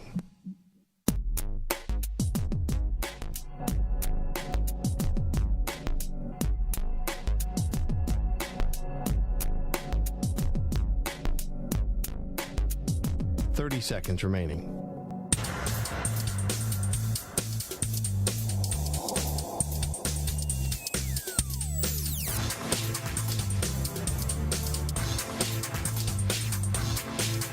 .15 seconds.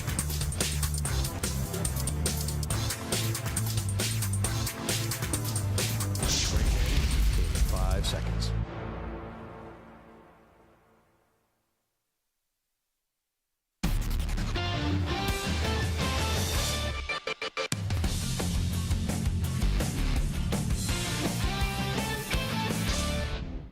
Sometimes I wonder what I'm gonna do, but there ain't no cure for the summertime blues. Our send up to summer, courtesy of producer Carlos today, sitting in the big chair. Before we get to our guest, Rohan Nadkarni, let's go to Steve, who's in Rochester, because we asked the question, has anyone had a worse offseason than the Raiders right now? Steve, what do you have for us, pal? Yeah, hey guys, hope you guys are doing well. I think that the Tennessee Titans have had a worse offseason than the Las Vegas Raiders.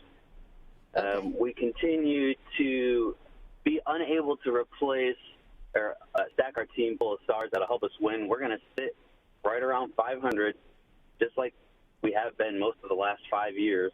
Reminds me of the old Charlotte Bobcats in the NBA. We sit right about 500, might make the playoffs, not really going to do anything, not going to get a good draft pick, don't really have salary cap to go out and look out for high-level players. This year we addressed the O-line. Wide receiver core just basically left untouched. Our stars are going to start aging. Derrick Henry's another year older, another year of legs gone. I think the Tennessee Titans. Steve, can I stop you for a second? Just because you're making great points all over the place, and you're right, and appreciate it because it is an oversight on our part. I mean, Taylor Lewan gone, right? Zach Cunningham, I believe, is gone. Robert Woods is gone. I mean, come on. The what stars are aging? Robert Woods. I mean, I'm just saying. There's no stars that age except for Derrick Henry. Well, okay, so I've maintained this, and I'm going to stick with it. And I think that Vrabel's a great coach. I think this is a tank team. I think that Vrabel is safe, right? Like, they just changed general managers. I don't think anyone's going anywhere. But I think that this is a tank team Wow. where it's gonna be hard in the AFC South. It's but Herculean. They can get into the top 5, get a quarterback. Derrick Henry will be gone, and then you can just start over with a new guy.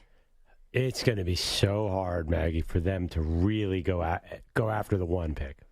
I mean, yeah, but this is a loaded class, so you might not have to get all the way to 1. You might be able to get in the top 5. You could end up getting the best of the bunch.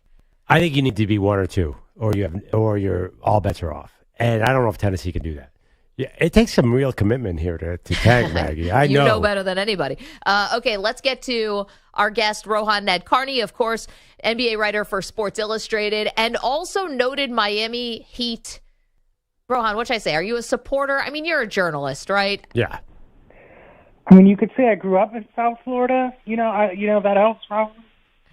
Maybe that's about as good as we want to get. Could you say you're the DJ Khaled of sports media? No. No, I would not say that.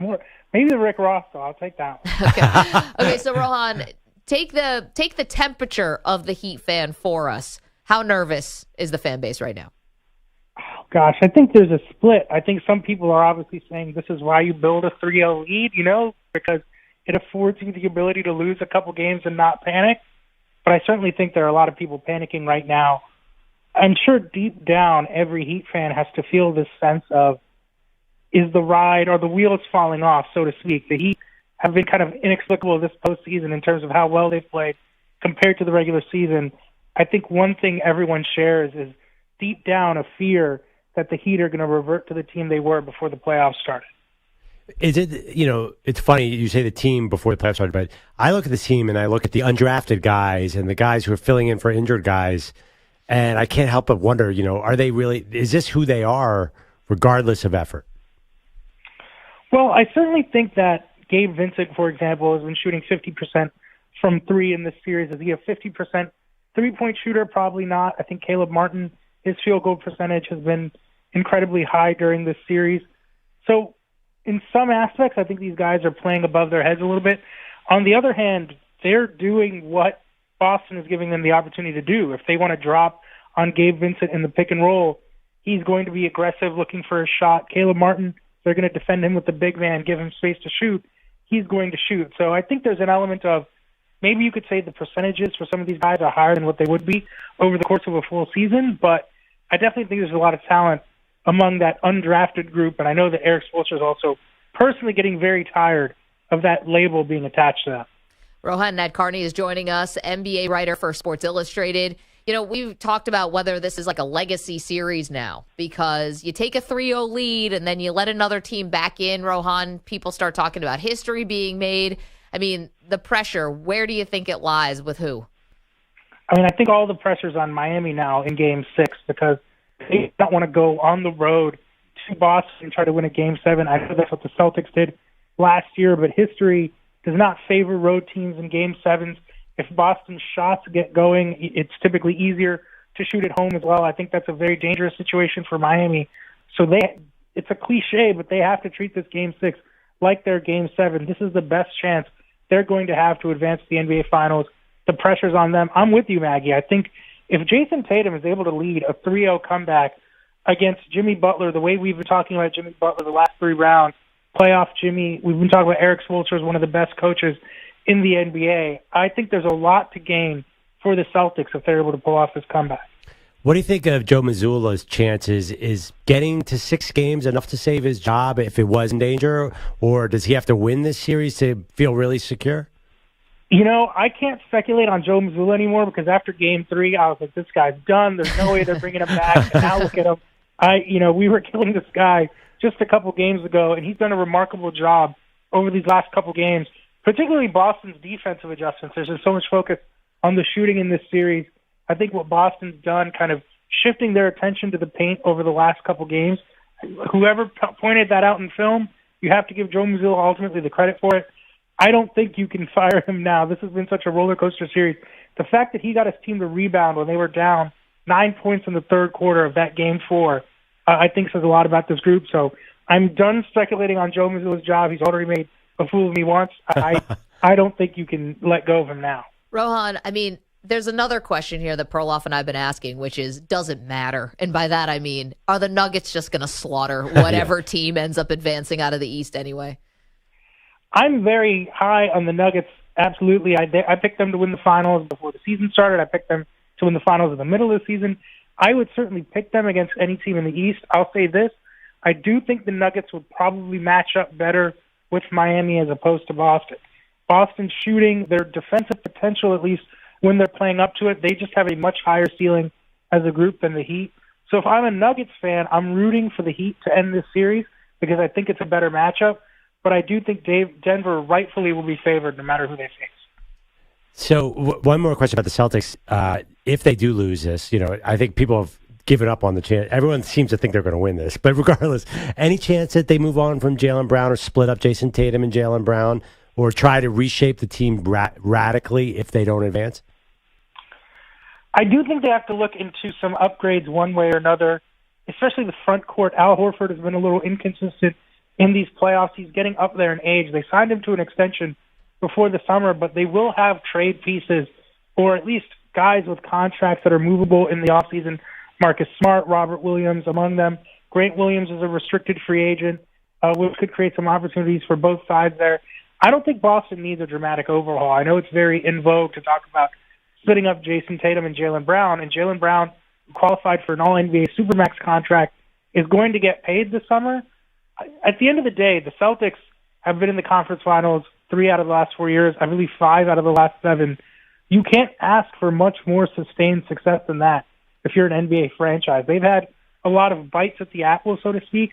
I don't know why you would break that up or what moves you could make that could theoretically give you a better chance. They might not be the number one championship contender year in, year out, but the fact that they have a chance to win every year and the window should extend for many years to come, I wouldn't mess with that personally. Rohan, last question for me. Rohan Nadkarni from Sports Illustrated joining us. Last question for me. And Stan Van Gundy pointed it out. And quite frankly, I don't think Stan really should have been the one to point it out, but he was right. And it's about Tyler Hero's outfits. Now, we kind of rely on Rohan to not just talk to us about the NBA, but also pop culture. We talked about the drink for the summer is the vermouth and the spindrift. He helps us out. Those clothes are ridiculous. I mean, he doesn't even look comfortable in the clothes. He doesn't wear them well. Why? This is not a Russell Westbrook thing where it's all right, they're weird clothes, but he's kind of pulling it off. He's not pulling off any of these outfits. Listen, Maggie, as Miami Heat great Dwayne Wade once said, fashion is confidence, okay? And Tyler Hero doesn't lack it. Whether the outfits are ugly, whether they're beautiful, I guess ultimately it's not for you, I, or Stan Van Gundy to judge. I'll say this. It definitely takes confidence to wear what he's been wearing to some of these games. That's He really looks like he's playing dress up out there. He doesn't look confident at all. He looks like someone double dared him to wear it. At the end of the day, we're talking about a guy who hasn't played a minute this entire season. Third time, every single game, he's getting like a Stan Van Gundy, a monologue every single game. So whatever he's doing, it's working.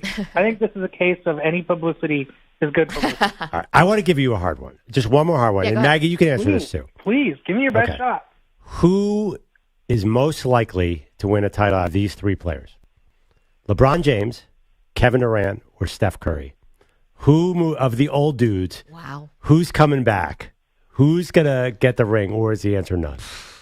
Rohan, you want to go first? That's the question. So are you saying who has the best chance? Yeah, well, actually, no. Which one of those guys do you think has a chance to win the title? Yeah, the best chance. Yeah, I guess the best chance. I'm going to say Kevin Durant, if only because I think we saw Devin Booker go to another level this postseason. And out of all the running mates those 3 players have, whether it's Stephen Clay, LeBron and AD, KD and Booker, I think I like Devin Booker the most as the second guy because there were arguments to be made he was the best player on the Suns this year. And if you think about it, the Suns took 2 games off the Nuggets, and that was without Chris Paul. The Lakers didn't take any games off of Denver. So I think I'm going to go with the Suns, although they need some serious they need to make some serious moves this summer, retool that roster around their 2 stars. But I think KD and Book, out of those 3 guys, that's the best duo among the group. My first thought was Steph. I know Clay and Draymond, and there's a lot to figure out there, the Jordan Poole situation, but, I mean, they were coming off the title this year. A lot went on. They didn't see, like, when they are actually all pulling the rope in the right direction together, when the vibes are good. Yeah. I mean, they actually do have these young guys. If say 2 out of these young guys end up working out, say Kuminga and Moody end up becoming these, really good players. They were lottery picks, right? So I think it's probably the Warriors. Who do you think, Perloff? Well, how are you going to stop LeBron James, Anthony Davis, and Kyrie Irving? No, I'm just saying that for devil's advocate. Yeah. I want someone to say LeBron. It could be LeBron. I was wondering, is LeBron's foot, does that rule him out of this conversation because there's so much unknown there? I mean, he just dropped 40, 10, and 9 on the bad foot, and that was without letting it heal properly or getting the surgery he requires. So I don't think you can rule him out. I also say, to Maggie's point, I think Steph's still the best individual player left among those 3. Mm-hmm. And the Warriors, if they're committed to building the right team around him, can certainly pull it off. But, they don't know if their general manager's coming back. Those young players that Maggie mentioned, Jonathan Kuminga, didn't get to play in the playoffs by the end of it, seems unhappy with his role. They seem to be a little bit on thin ice right now in terms of bringing that core back together. What I think is interesting, Perloff, is you failed to mention Joel Embiid in this conversation. It sounds like we're just giving up on his title. Ship sailed on Embiid for Perloff all of Philadelphia. I actually told Maggie earlier today, off air, out of nowhere, angrily said Daryl Morey is never winning a title in this league. Rohan. He did. These are just the random things that get kind of thrown around in the office. I don't see the path for the Sixers. Am I wrong? Listen, it's going to be tricky. If I were them, I would not be jazzed about giving James Harden a huge contract. At the same time, letting him walk for nothing it's not an easy pill to swallow either. So it's going to be a little bit of an uphill climb for them. Oh, how about Embiid winning? Can't bring back Harden. How about Embiid winning one in Miami? Maybe something like that.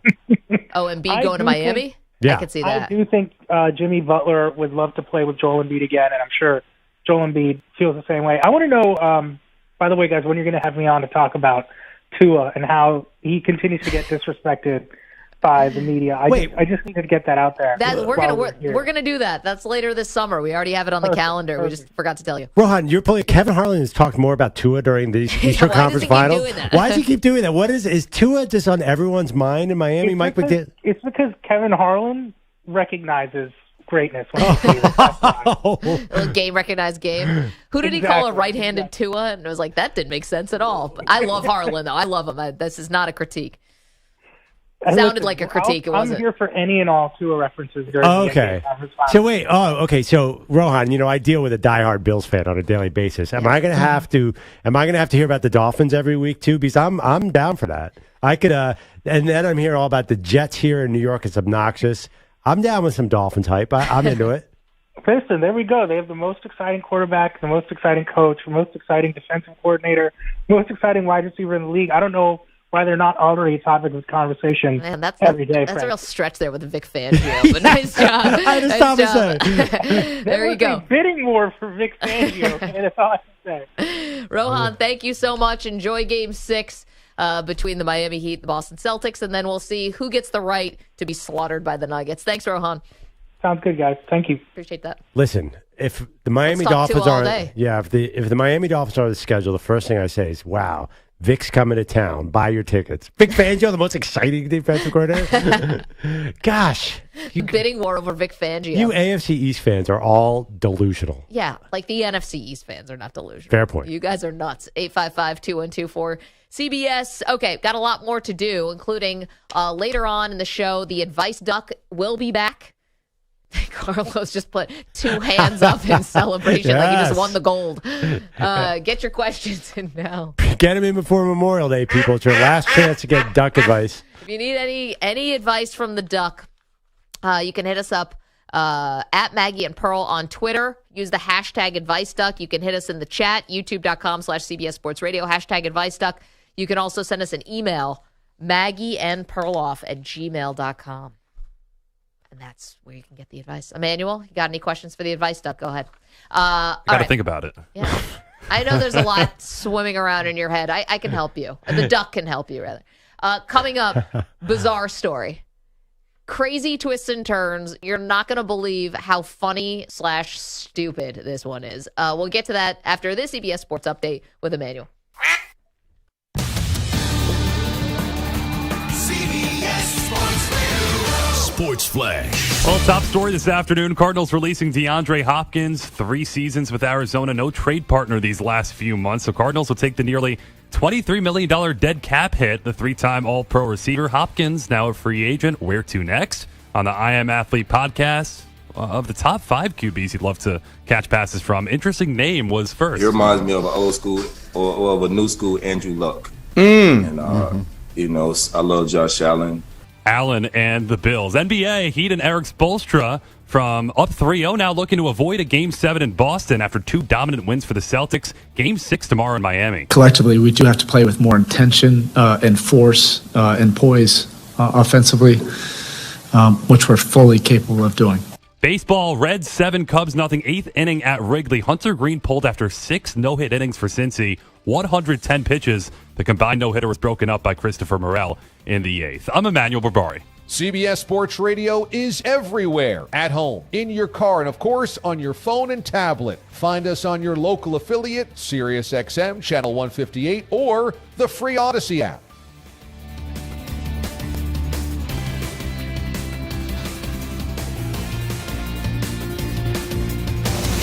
CBS Sports Radio.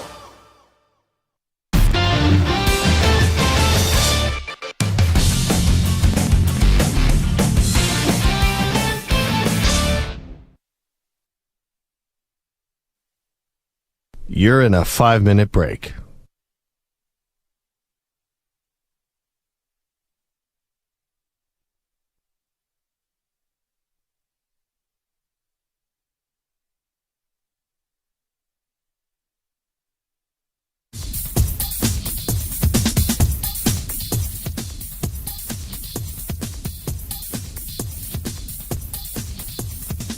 Four minutes, 30 seconds remaining.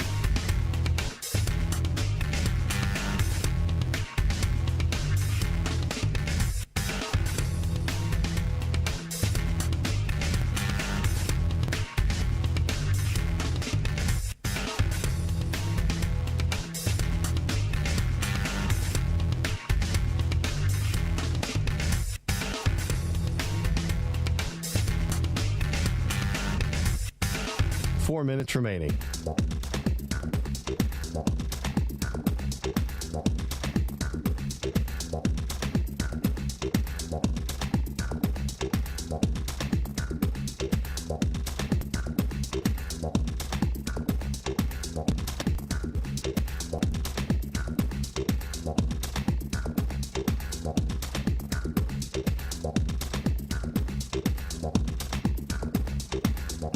Three minutes, 30 seconds remaining.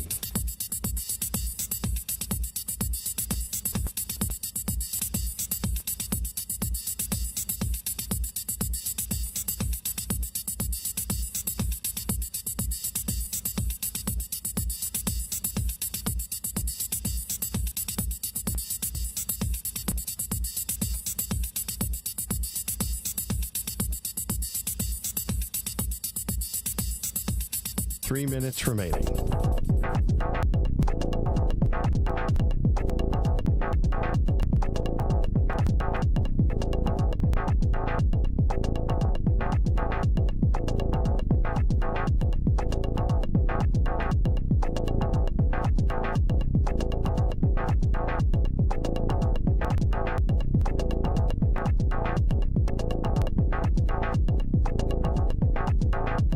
Two minutes, 30 seconds remaining.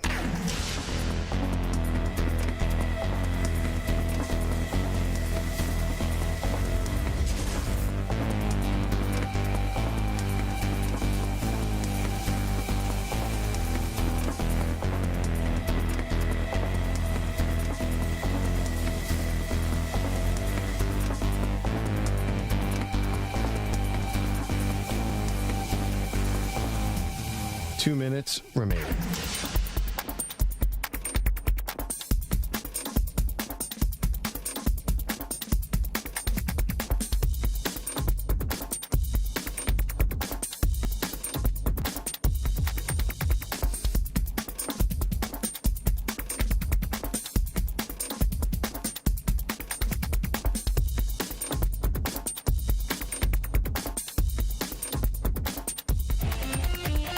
minute, 30 seconds remaining.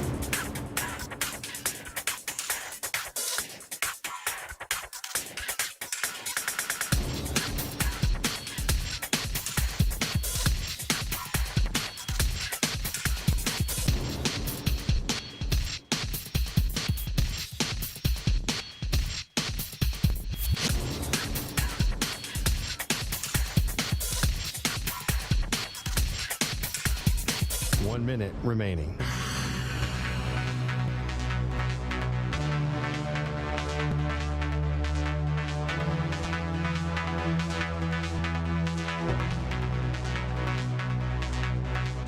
Forty-five seconds remaining.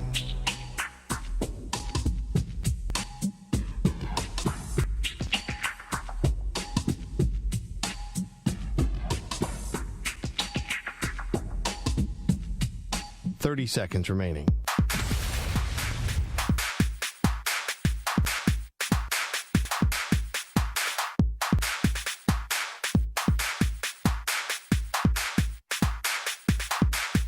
Fifteen seconds.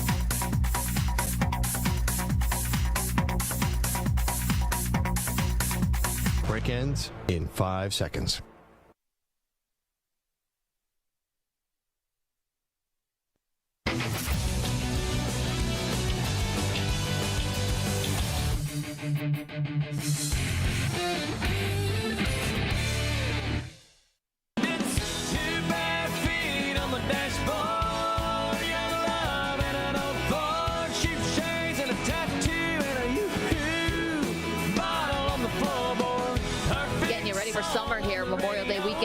Carlos has got your summer jams. Returning us back from break, it is Maggie and Perloff, Maggie Gray, Andrew Perloff. Okay, so first it's time. Got to ask the pros. I will not forget about that this time. Where you guys can ask us a question. It's brought to you by O'Reilly Auto Parts. Simply check out the link, cbssportsradio.com/askthepros, or tweet your question at CBS Sports Radio using the hashtag AskThePros. Be listening later in the show. We might answer your question. Think O'Reilly Auto Parts for all your car care needs. Get guaranteed low prices and excellent customer service from the professional parts people at O'Reilly Auto Parts. Okay, couldn't forget that, but I'm dying to get to our next story because as OTAs are going on in the NFL, two people taking the podium today, Russell Wilson and Sean Payton. You might have heard of them. So Russell Wilson was asked about working with Sean Payton for the first time, and here's what he said. I think Sean's one of the best coaches to ever coach this game. He's intense. He's focused. He's such a great teacher of the game. And so all of us are learning every day, more information, just learning how to play the game the right way, how to practice at the highest level. And that's what we're focused on right now. And, it's an honor to obviously, put on the pads and put on the jersey and just get to do what I love to do. Okay, so that was Russell Wilson. Some pretty classic Russell Wilson speak. Yeah. As for Sean Payton getting to work with Russell Wilson, first impressions, here they are. These guys are doing well. He's picking it up. The timing and all of those things that required, for the first 5 weeks, we were just lifting and running. And so now we're getting into some football activity. And, these guys, we're ahead of schedule on the practice. But yeah, he's picking it up good, looks sharp. Okay. I mean, I would expect someone who's been in the NFL for a decade maybe to pick it up pretty fast. Yeah. But yeah, you're right. That's what you say about a second-year quarterback, not a 35-year-old quarterback. Yeah, careful, though. It is Russell Wilson. The thing about it is, listen, Sean Payton can be kind of tough. Yeah, I know. So this better start off okay. Otherwise, I think it's going to be a disaster. Last year's Russell Wilson's 2022 season was one of the biggest disasters I've ever seen. Because they were every eyeball. They were on primetime every single game. They were probably the story coming into the season. Kind of like Aaron Rodgers is with the Jets. Probably not quite as big as Aaron Rodgers. But he was such a failure, I think, to the point where people said last year he just ruined his Hall of Fame career. And if it happens again with Sean Payton as your coach, then he's really ruining his Hall of Fame career. Because I still think he's a Hall of Famer without a doubt in my mind.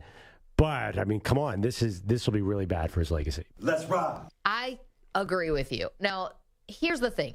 Not the same kind of pressure that some of the other guys are facing in the NFL for a couple reasons. He has already won. He went to another Super Bowl. Obviously, that was a disaster with Malcolm Butler at the goal line, but he has had some sustained success. And I do think he's going to the Hall of Fame, and he's made more money than anyone. I mean, he is bajillionaire. Those are all the reasons he has so much pressure. The expectations are so high. He thinks he's one of the faces of the NFL, so he has to live up to that. I don't know if he is anymore. I mean, he's really going to need. Well, he thinks he is. He's Unlimited. Of course, Mr. Unlimited. He's really going to need to have a big comeback. This can't just be like a mediocre season here. Well, I think it's got to be like good. And we don't talk about the Broncos as a playoff team at all when we talk about the AFC. I think if he was okay, that would be a big step up from last year. That would say, I mean, last year was sub-mediocre, right? And he was hurt. He lost some weight. He looked great in practice. He's got the ultimate offensive coach. It should be good. It's a tough conference, tough division. But I think there's so much pressure on him to play well, honestly, because I think Russell Wilson really takes this stuff deeply. I think he's really concerned about his image. See, you think Josh Allen's under the most pressure, but Josh Allen's 27. It's different. He has a big chunk of the prime of his career ahead of him. Russell Wilson does not. No, it's I know. Now or never. But Russell Wilson can look behind him and say, look at all the things I've accomplished. I think that just adds to the pressure. Once these guys get up to that level, I don't think they look backwards and say, I accomplished this. I think he says... Well, not now, but eventually, like, he's going to be able to look back and say, look, I got a ring. I think right now he's under intense pressure. Also, I mean, he didn't need to do anything for that ring. He just needed to show up to the stadium, and the Seahawks defense won it for him. I know. The Broncos really no-showed that day. I think we generally have a philosophical difference on what quarterbacks feel pressure. Because I think these guys who have been around for a while, they're feeling it pretty bad. I think the older guys feel it. Yeah, see, I think I think you can always, like, once you get one in your back pocket, like Russell Wilson has one, Aaron Rodgers has one. I think once you get one in your back pocket, I think that it's different. Not only you have that, you also have the money. Like, it's not the same as guys who are still looking for one or the other. Like, Russ, he doesn't have an MVP vote to his name. I mean, that's another thing, right, that he always wanted. Right. But, I mean... As you said, he's probably going to be a Hall of Famer anyway. That's not the same kind of pressure as Josh Allen, who could be, he might have no legacy if he doesn't win a Super Bowl. I don't think the younger players feel the pressure like the older players do. Well, because everyone thinks they're immortal, right? Yeah, you're young. In golf, a totally separate sport, but the 20-somethings are better putters because they don't feel any pressure because they're not thinking, oh, this is my one chance to win a title. I don't think Josh Allen's just going out there and playing ball to some extent. Maybe. I don't know. I'm not inside his head. Russell Wilson, he better succeed quickly or it's going to go real bad. I think it is funny, though. We talk about the AFC and how loaded it is, and because of how badly it went last year, we're not really talking about the Broncos. And, it's weird because Sean Payton is there. I think you hit it on the head, what you said before. Personality-wise, now that might not get in the way, but it's like, are you going to do this thing the easy way or the hard way? Because I could see them butting heads and it not going very smoothly, or somehow they click and connect. But from, little bits of sound bites. I know that's just sound bites, but it still feels like a feeling out process. And remember even the Sean Payton hiring process, how wonky that got.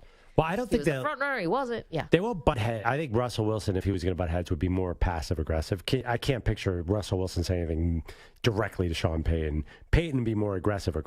Yeah, right. He's supposed to be pretty aggressive in practice and stuff. I think he'll treat Russell Wilson a little differently because Russ, you heard that quote. He's such a politician. Yeah. I think he'll go back and don't you get the sense? I think we do agree on this.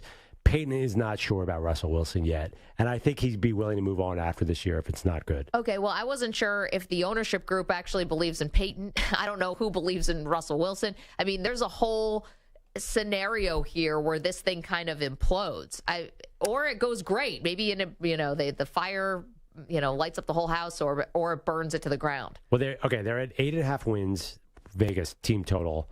So I think that's sort of a coin toss whether they make the playoffs. They're right. I don't know. I'm not sure in this conference. Can they be 9-8 and make the playoffs, a wild card? And is that good enough? Yes, definitely. You're in a division with Patrick Mahomes. Wild card is what you're playing for. No, I know, but it's a 9-8 wild card in the 17 and gets slaughtered by the number 2 seed. I don't think that feels so good. Well, I don't know if they're getting slaughtered. See, that's the thing. Like Sean Payton in a playoff game. Well, I mean, is a 9-8 playoff team done anything yet? Since they've gone to 17 games, not really. Most of the Eagles were 9-8, got into the playoffs and lost 38-0 in the first round. What was the Jags record? The Jags won. They overcame a 27-0 deficit. And they won. They beat the Chargers. Well, whoop-de-doo. You're asking for examples. I don't know.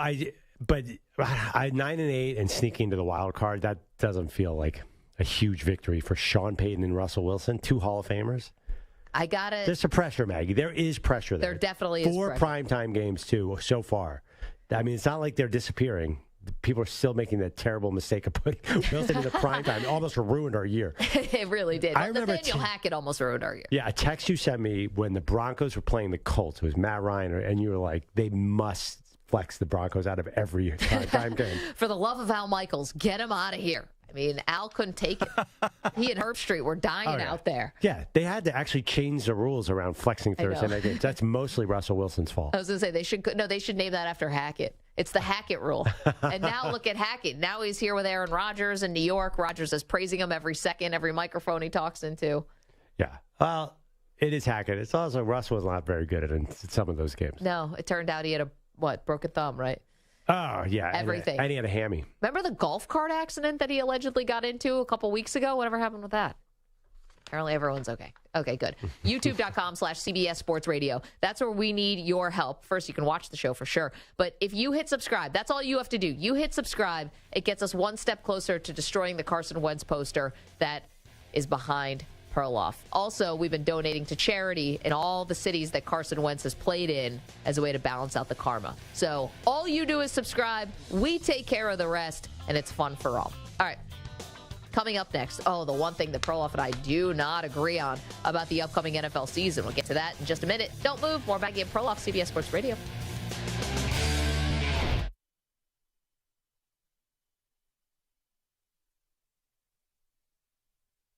You're in a 5-minute break.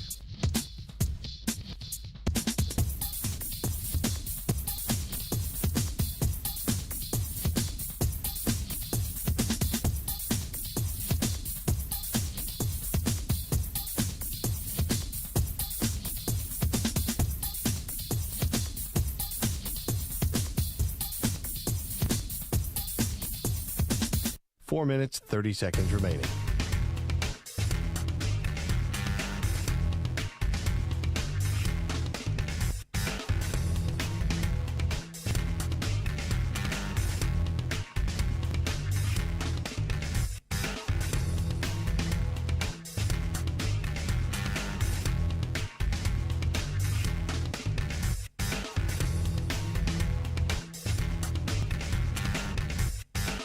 Four minutes remaining.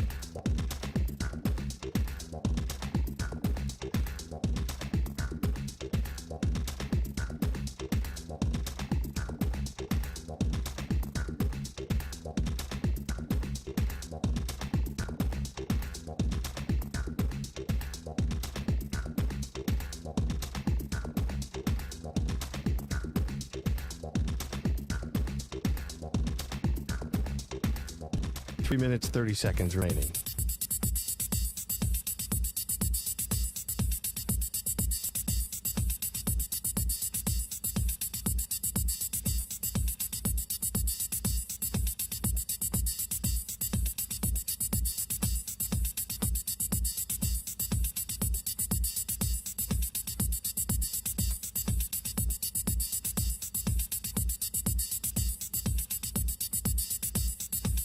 Three minutes remaining.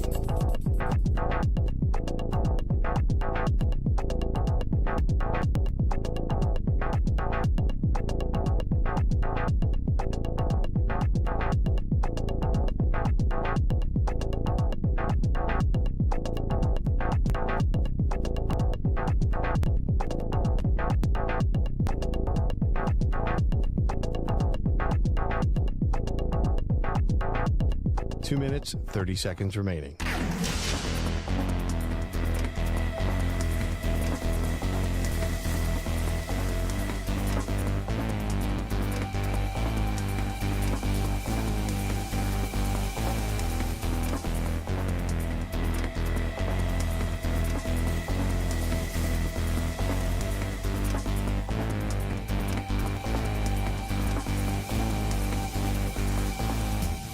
Two minutes remaining.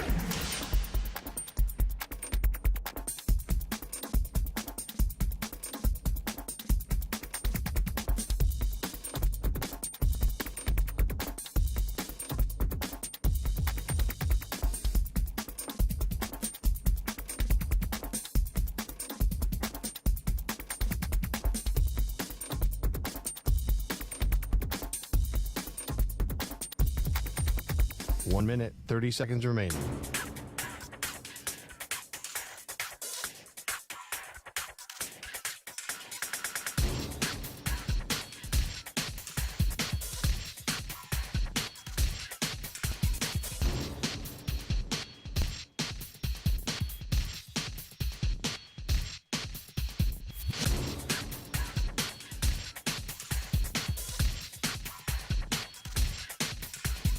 One minute remaining.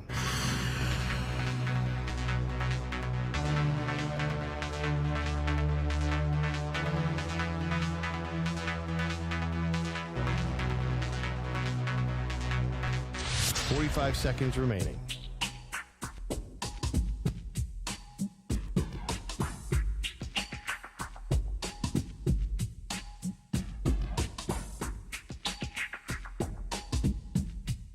Thirty seconds remaining.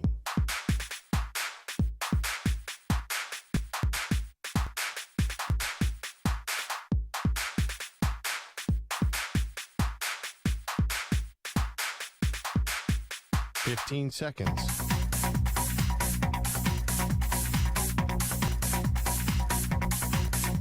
Break ends in 5 seconds.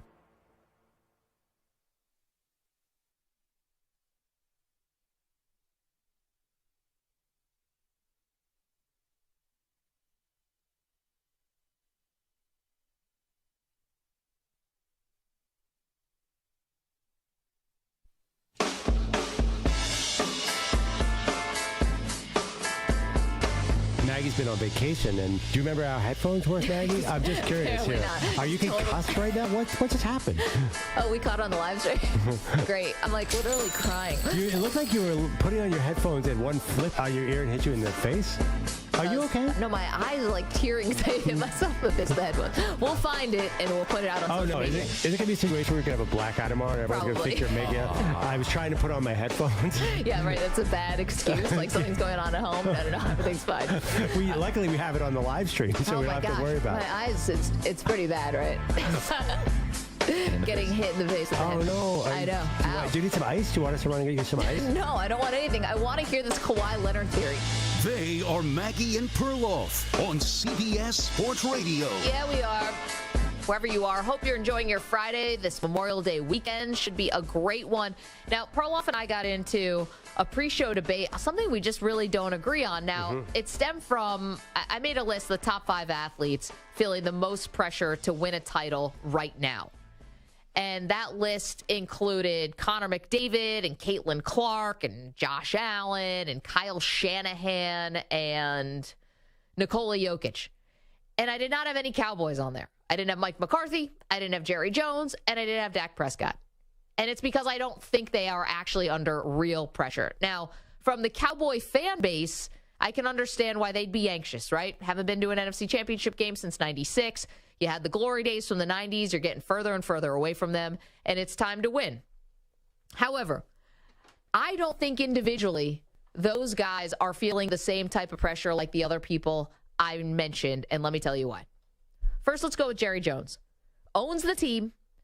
The valuation is higher than any other franchise in the NFL, and I believe any other franchise in professional sports, maybe outside of the New York Yankees. Right, who also feel enormous pressure to win, but go ahead. But the New York Yankees have actually changed their philosophy a bit. And the new philosophy is get to the postseason and whatever happens, happens. The old philosophy was win at all costs. That left with George Steinbrenner when he passed away. But with Jerry, he's in the Hall of Fame. He already has the highest valuation of his franchise, which he'll probably never sell. And he has the most power of any owner in the NFL. Winning a Super Bowl doesn't change that. They're still going to sell out Jerry World. You're still going to be America's team. You're still going to have the highest ratings. His life doesn't change if they win a Super Bowl. Yeah, but name an owner who it doesn't have the same circumstance. They're all rich. Yeah, that's why I don't think they all really care. Like, Well, that's not they don't feel that pressure. No, I think they really do. I think Jerry, for his reputation, I think that his reputation right now is way past his football accomplishments, and he's desperate to make the two match. I think. So this idea that he's not desperate to win seems crazy to me because he looks so sad when they lose. It's an act. If anybody, it's not an act. He's crying into his yacht I don't know. Well, name an owner. Then you're saying no owners feel pressure because they all have yachts. I don't think they do. They live and die with these teams. It's bragging rights at the country club. Oh my God, I live and die with my fantasy football team. My fantasy football team to win like $300. Can you imagine if you had the entire franchise? There's so much pride wrapped up in these egomaniacs. Okay, maybe pride and egomaniacs, but win, lose, or draw, they're all getting TV money. And they're all colossal billionaires who get this massive slice of the pie. So everybody on your pressure list, except for Caitlin Clark, who's in college, is a millionaire many, many times over. Actually, Caitlin, maybe she might be close with all the NIL deals and stuff. Hopefully she is. So, yeah, I mean, like the money doesn't change the amount of pressure, I don't think. Okay, agree to disagree on that, but I don't think that Jerry. Well, who'd you really put? You does. put Josh Allen has what, $200 million in the bank. Jokic has $250 million. No, for the money for all the people on the list, as you mentioned, besides Caitlin Clark, doesn't exist. Right. The money. So I just what I disagree with, like that money does not take away any of the pressure. In fact, it often adds to it. When you're getting paid like that, I think in your head you better live up to that. Okay, but not the type that Jerry's making. Like he's making that money no matter if they win or lose. That's been the brilliance, really, of a marketing genius, and I'll call him that, like Jerry Jones, because he keeps the Cowboys so much in the news because the fan base is everywhere. He does media once a week on radio. He's in the locker room after every game talking to cameras. He has done such a good job of keeping that franchise relevant without winning. But that's been the greatest trick that he has pulled off. Name a move he's made that was not him trying to win. That's all he's doing. Yeah, you could be trying, but I don't think that he is feeling that kind of crazy pressure. Because here's another thing. Name an owner with more pressure. I don't think any of them feel it. That's what I'm saying. I don't think owners feel that kind of. I don't think they feel pressure to win. I don't think they care because. Yeah, that's not true. Deep down, they're all getting paid anyway, and they're all super rich. Yeah, so are all the players. Yeah, but not in the way that the owners are. Somebody writes the checks, and that's the owners. I would say that 4 of the 5 people you mentioned will never live long, except for Connor McDavid too, actually. But they'll never live long enough to spend their money. They're just unless they live to 115 years old. There's just no way Jokic is going to be able to spend his money. Okay, so the money cannot be a motivating factor in this at all. So next, Mike McCarthy.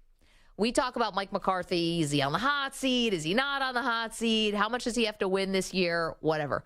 There is no one more loyal to coaches than Jerry Jones. Maybe John Mara, the Giants, maybe. But even they've kind of gone through some coaches. Yeah, not lately. Yeah, not lately. They've been kind of pulling the trigger. But they're loyal to a fault. Jerry's loyal. I mean, Jason Garrett got a decade. And how many of those years were 8-8? So I think Mike McCarthy probably feels like, I'm good. I think it's the outside pressure that we put on the Cowboys with McCarthy inside the building. I don't think he's feeling that. They don't have a winning record. I'll bet my seat on the show he's gone. Well, winning record, but why wouldn't they have a winning record? They're a good enough team and they play in the NFC. I just think McCarthy's on super hot seat. Right, but if they go to the playoffs and if they lose in the second round again, he's still back. Well, that's pretty good. To get to the playoffs and lose the second round, it's pretty good. If they don't make the playoffs, I think McCarthy's in huge trouble. That's the definition of a hot seat. Okay, but here's the thing. I think we think he's on the hot seat, but I don't think he really is. I think he is. And the team is too talented to not make the playoffs. They went 4-1 last year with Cooper Rush as quarterback. Well, I mean, Jerry's put a different pressure on McCarthy. The stuff he says about McCarthy is a lot different than the stuff he said about early Jason Garrett. I think he's raised the expectations significantly. I don't know. He just fired Kellen Moore to give McCarthy more, even more of the responsibility. I think he's showing deference to McCarthy. I think that was, you get one chance to do this or Dan Quinn has your job. Well, listen, or Lincoln Riley if he can get him in there. I'll believe it when I see it because we all it's almost like we put this hot seat stuff on McCarthy, and I just don't think it's the reality. I mean, they never talk about him. They always talk about how much they love him. Jerry talks differently about McCarthy, very much so than he did Garrett. No, he does not. I'm telling you, I'll find you some quotes. Jerry is eyeing this head coach McCarthy. position. He's sleeping in his house wearing his pajamas, which I never understood how that worked. I think this is a way different situation because Jerry's 80 now. Okay, and by the way, you're wrong. He desperately wants to win. No, he's got you fooled. The other person would be Dak Prescott. Yeah. Now, Dak Prescott, right? The pressure on Dak Prescott. I think everyone's looking at this all wrong. Mm-hmm. Dak so Prescott. every list of quarterback under the most pressure that leads with Dak Prescott, all those hundreds of lists, all wrong. They're all wrong, and I'm going to tell you why. Because number one, who's replacing him? He doesn't have anyone breathing down his neck. They've never put anyone in as competition for Dak Prescott. All they've done is pay him and support him. They love this guy. They are more loyal to him than they are to McCarthy. They love Dak Prescott. He's throwing interception after interception. They're saying, we love him, we love him. They love Dak Prescott. When did he throw interceptions before this year? Well, I'm saying this year he's throwing interception after interception, and what did they say? Finally, Jerry was like, all right, maybe he's being too aggressive, but it took like weeks for even that to get pride out of Jerry. He had one season with an injury where he threw a lot of picks, and they fired his OC. But regardless, though, yeah, I mean, you said there's no one behind him. You said Josh Allen's a quarterback under most pressure. What, is Matt Barkley going to steal his job? So what? That doesn't matter. No, Dak is under more pressure every single Monday morning. Every show in the country leads with how did Dak do on Sunday. Okay, that's pressure. But that's because the fan base is so widespread that everyone can there are more people who have a vested interest in the Cowboys maybe than any other specific team out there, which is part of the reason. But we've never seen any proof that he actually is in the hot seat. They never talk about him in a way except for pure love and support. And then the other part, too, is Dak Prescott was a 4th-round pick. Josh Allen was the 7th pick overall in a loaded quarterback draft class. Dak Prescott's already exceeded all expectations in his mind. He was a 4th-round pick who got an opportunity because Tony Romo had a back injury. I mean, I think that I'm not saying he doesn't want to win. Let's not get that twisted. I think he wants to win. But in terms of suffocating pressure on him, Tony Romo never won jack squat. And what's Romo gone on to do? Get paid $17 million a year to be an okay broadcaster, be at every golf pro-am. His life rocks. It would be exactly the same today as if he won a Super Bowl. His life doesn't change. It's still awesome as a former Cowboys quarterback. Don't think the quarterbacks think like that at all, even for a second. I think there's such... If Dak cares about his reputation, I think he cares very much. There's so much pressure on Dak to win for his reputation, more so than anybody. Like, he's got to win or he is just going to get more negative headlines than anyone. He lost 19-12 to the Niners in the divisional playoff game through 2 picks. Yeah. It was an onslaught of criticism. Josh Allen lost 27-10 to the Bengals. I don't think anyone even mentioned Josh Allen's performance in that game. That was not a national storyline because the team was already, the wheels were coming off that team. That was all about Dak for the Cowboys. Fair enough. I think it's all about Dak, and everybody evaluates Dak's performance all the time. And he has all this money. I think the money affects these guys differently than you do. I think that they really want to prove that they're worth it. Otherwise, they feel like a fraud. Yeah, but whether they feel like a fraud or not, the money's still there. How do you think Romo's treated when he walks around? Do you think people go up to him and say, man, you really blew that playoff game in Seattle? No, they treat him great. So who is a quarterback under pressure then? I do think Allen. I do think Lamar. Allen will never be treated differently whether he wins or loses. He's going to be a god in Buffalo forever. There's just no doubt about it. Jim Kelly's a god. He never won. He lost 4 straight Super Bowls. No, but he went to 4 Super Bowls. Do you think Josh Allen has any risk to his... No, it's not that, but...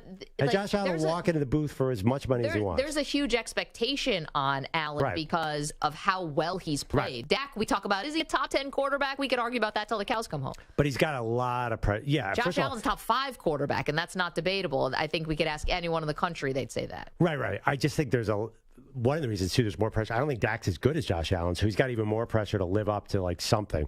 But regardless, I think, people in our industry, for example, the highest paid people, you think they don't feel pressure because they're getting big paychecks? They feel 3 times the amount of pressure of all the Yeah, they're an economy. Right. Yeah. Because something happens to them, it happens to the producers, and it happens to all the people down the line. No. Yeah, I get it. No, it's because their egos have become so big because they have so much money. They want to live up to that contract. Yeah. They're desperate. I know people in this business also take big checks and mail it in. I don't know anyone like that. Well, maybe in this building, but I tell you, I'm not naming names. They're not here anymore. You go to the mothership. I'll just say, Stephen A. is... No, he's a hardworking guy. It's not just hardworking. He feels so much pressure to live up to that paycheck that it's very intense. And I think that, again, it's not that they don't want to win. It's not they don't want to win. It's just, are you really feeling the pressure? There's a world where Dak Prescott's like, look at what I've done so far. I'm not saying he's resting on his laurels, but as a 4th-round quarterback who's now been the face of America's team, represented them well, perennial playoff team. When he's healthy, they go to the postseason, and he's set for life, for everything. His life doesn't change whether he wins a Super Bowl or not. Russell Wilson was a 3rd-round pick, won a Super Bowl. Also exceeded expectations. Right. Last year, the amount of negativity towards his bad season was overwhelming, maybe the most I've ever seen towards a quarterback in a single season in my life. Do you think that any of that, do you think he, during week 9 last year, he said, well, I got a ring, this doesn't hurt? No, I think it does, but if you were asking me, I don't think he's feeling the most pressure this year. He's feeling a lot to play better. After last year's debacle, I think he's feeling a lot of pressure. Interesting. 855-212-4CBS, 855-212-4227. By the way, Orlovsky put out a pressure list. He said Jordan Love is feeling more pressure than anyone. Oh, you know what? I didn't think about Jordan Love. That guy's probably under a lot of pressure. That's a lot of pressure following Aaron Jones. Aaron Rodgers is going to be tough. And, of course, he had Dak number 2. I mean, Dak's under intense pressure, Maggie. You are underestimating this Cowboys thing. I don't think so. Let's go to the phones. 855-212-4CBS. Stewart's in North Carolina. Hey, Stuart, how are you? Good. Great conversation. And, Maggie, normally I take your point of view, but I don't think you could be more wrong on this. Which one? Which part? How much money somebody has in the bank has nothing to do with what their sports reputation is. I mean, look what's going to happen to Nikola Jokic after they win the NBA championship. People will completely look at him differently. Yeah. And you don't think like Dan Marino would be looked at differently if he had a Super Bowl? I mean, your guy Kelly, if he won one of those, you don't think people would look at him differently? I think Jerry Jones has tons of pressure because they've been a mediocre team for about 25 years, and if he hired regular general managers and they have this reputation and they have this record in the last 25 years, he'd probably be on general manager number 5 or 6. I know, but Stuart, that's the thing. He could if he wanted to. If he was really serious about winning, he actually could hire a general manager. He could do all these things. He doesn't want to. You want to know why? Because it's more important for him to be Jerry Jones than to win. And the thing is you make great points, Stuart. It's awesome. Thank you so much for the phone call. He's a businessman first. I know he likes to think he's a football man first, but he's a businessman first, and business is booming for the Dallas Cowboys and has been for decades. Yeah, you're dead wrong. He is so tied up into his football reputation. You think he's looking at his bottom line and say, yeah, we just got slaughtered by the Commanders, but you know what? I have this much money. No, it's not just about the money. It's about the influence. The dude drives around in a Cowboys bus. Yeah, but that's for the more tied into his football success than any owner, not just in the league right now, probably ever. The bus is because it's like a traveling office, and it's good for the cameras. He can ride in style, and it's about power. See, that's the thing. I'm not even saying that it's necessarily about the money. I think it is about the power with these guys. And Jerry Jones is already the most powerful owner, and he's in the Hall of Fame. Winning a Super Bowl is not going to change any of that. He's already there. He's ascended to the top. He's good. No, he's fine. It's a total misreading of a person like Jerry Jones. It's completely misreading because you know those guys at the top of the field. You feel like, you know what, I'm there. I don't know any people. The people I know who are at the top of the field are so driven for success that they never turn it off. Look at Tom Brady right now. You think he's like, I won 6 Super Bowls, I'm okay? The guy's going to have such a mental breakdown. It's ridiculous. I think that you and I are determining what Jerry Jones thinks of as success as different things. Well, you think that traveling bus is an office already. I don't even know what you think goes on in that bus. I'm sorry, I meant a bar. It's a bar. It's a Johnny Walker Blue dispensary. Yeah, if that's an office, I don't think that it's HR is going to approve of what goes on in there. It's an office where every hour is happy hour. 855-212-4CBS, 855-212-4227. All right, we do have some crazy story. I had to read it twice because I couldn't believe that it was actually true. It is. Is someone going to get fired over it? Maybe. We'll give you that story in just a moment. Plus, the advice duck comes your way in just seconds. Meanwhile, it's time to answer our Ask the Pros question of the day. Brought to you by O'Reilly Auto Parts. Today's question comes from Jerry, funny enough, who comes to us not in Dallas, but in Tulsa, asking, do you know who, was it Cliff Breyer tweet? Yeah, don't forget, you can submit a question by going to cbssportsradio.com/askthepros or tweeting it at CBS Sports Radio using the hashtag AskThePros. Think O'Reilly Auto Parts for all your car care needs. Get guaranteed low prices and excellent customer service from the professional parts people at O'Reilly Auto Parts. Okay, so my computer just kind of crashed here, but what he's referring to is this crazy story about an NBA referee. Cutliff Blair, pardon me, that's the name of the burner. Cutliff Blair, turns out, is a Twitter handle that has been traced back to NBA referee. I'm trying to get his name here. What's this guy's name? Eric Lewis. Eric Lewis, thank you. Eric Lewis My computer's just dying on the story. Eric Lewis broke every single rule of having a burner account that you can possibly break. I didn't know there were rules. There are rules. He was only following other referee accounts. Oh, boy. And the George Mason women's basketball team, where his wife is a coach. He was only using the account to defend people who said negative things about his refereeing. And now, as soon as he got smoked out, he deleted the account. It also was registered to his AOL email address. Just every wrong thing with a burner you could possibly do, and now he's been found out. How did they find out that it was registered to his email address? Because there's 6 people on AOL that still have an email address. So, some gumshoe reporting.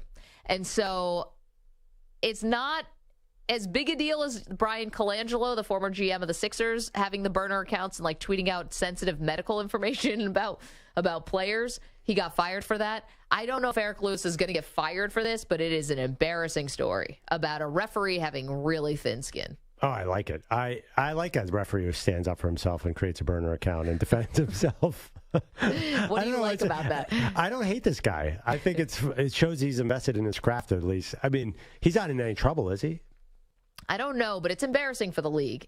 If you're a referee, the number one thing you need is thick skin. You're going to get criticized. You're basically there to be criticized. So you can't then have a burner account that's so obvious as soon as it gets found out where you're just defending yourself on Twitter. You gotta let it go. I think, I don't think this is going to really go anywhere too bad. I hope he keeps his job. And then they sent out a memo, please don't do this. Imagine if it was Scott Foster. That'd be great. But if Scott Foster's like, I made it the series into 7 games. It's like a magician. Yeah, I have multiple. You know how you know when a burner is coming after you on Twitter? Because this happens to me all the time. What's that? Well, don't you get tweets like, you stink, you should be fired? And then you go look, they have 0 followers and 6 tweets. Yeah. And it's always the same guy, who has 9 different handles. I don't understand people with energy for a burner because I can barely run my own account. I know. Same way. It is so, you got to create the fake email address. It is such a pain in the butt. But if I did have a burner, would you ever create a burner and just say nice things about yourself? Oh, to pump yourself up. Like this guy. I wish I thought of that like 6 years ago. Kind of like this guy. I mean, defend yourself. Oh, to defend myself? No. Here's the thing. I've thought about creating burner accounts. I'll be totally honest with you. I've thought about it. Like, this is what I'm really going to say about somebody. And then the moment comes, like a vision comes across my mind. Idiot radio broadcaster creates burner to defend herself all over the New York Post, and I'm just the world's biggest idiot. So that's what keeps me from creating a burner. That's smart. Although, thank you. You might want to create a burner to defend your Jerry Jones doesn't want to win because he's already got a lot of money to take. I don't need it. Come at me. It's fine. I think that's the most you're going to get. I'm fine with that. 855-212-4CBS. 855-212-4227. The Advice Ducks in the house next. You want to watch us, youtube.com/CBS Sports Radio. You're in a 5-minute break.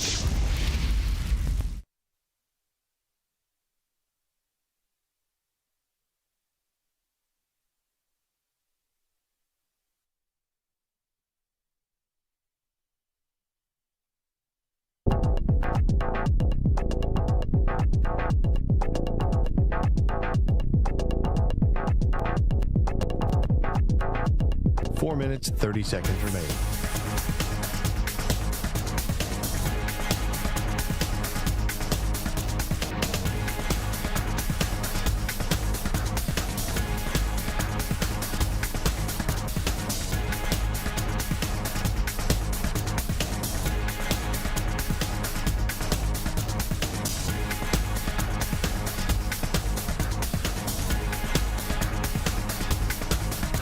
Four minutes remaining.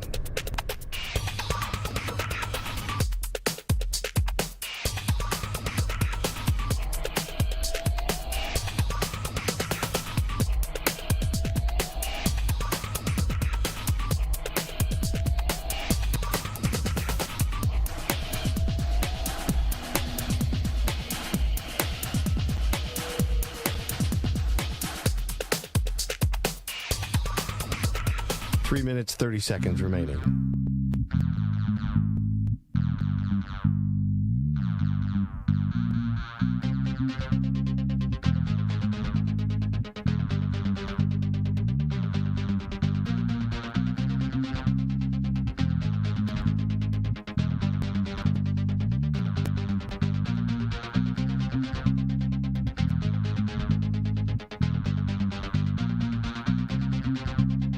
3 minutes remaining.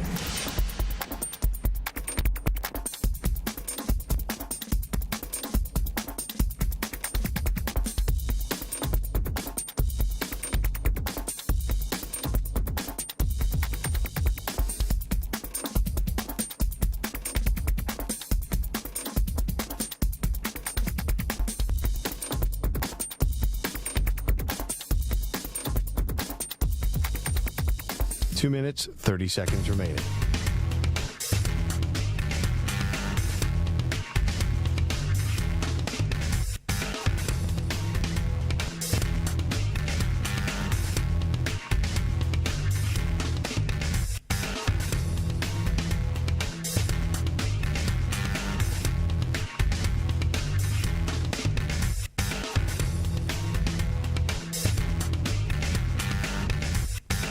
Two minutes remaining.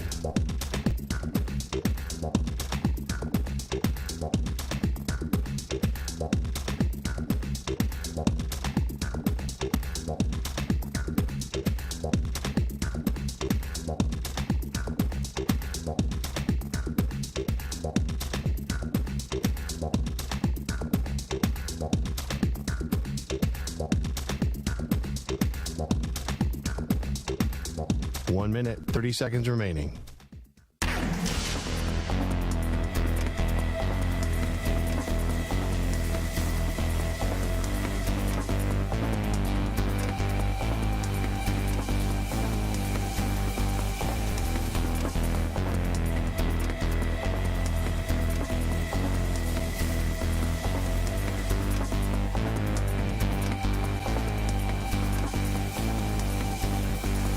One minute remaining.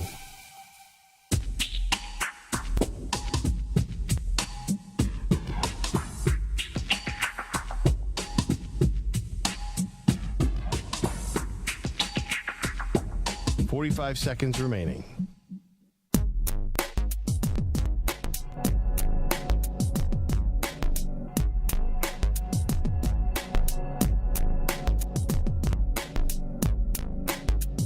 Thirty seconds remaining.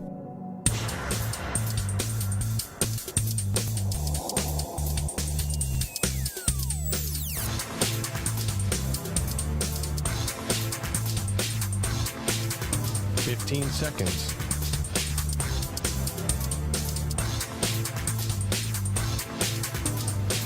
Break ends in 5 seconds.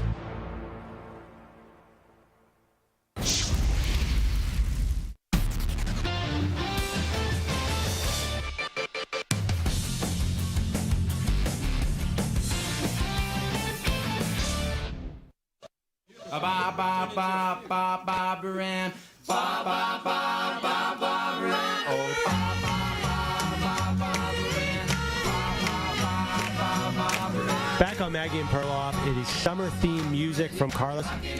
Why'd you pick this Beach Boys song? Just curious. Barbara Ann's Summer. Do I know anything about the Beach Boys? I knew you did not know anything about the Beach Boys. How do you not know anything about the Beach Boys? Just don't know anything? Of them. The fact that I'm playing them is an accomplishment. Wait, did Perloff slip you that one? No. No, I was taking suggestions from the chat. They don't think I read. I see everything. So they tossed this out there. I didn't want them to know that I picked it, so I just threw it on for the chat. Well, actually, Maggie threw out Everybody's Surfing USA the other day.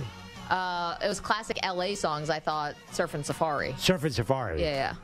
But every Beach Boys song kind of sounds like summer, to be fair. It does. But Pet Sounds, what's up the name of the album, right? I kind of knew Carlos didn't really know the Beach Boys.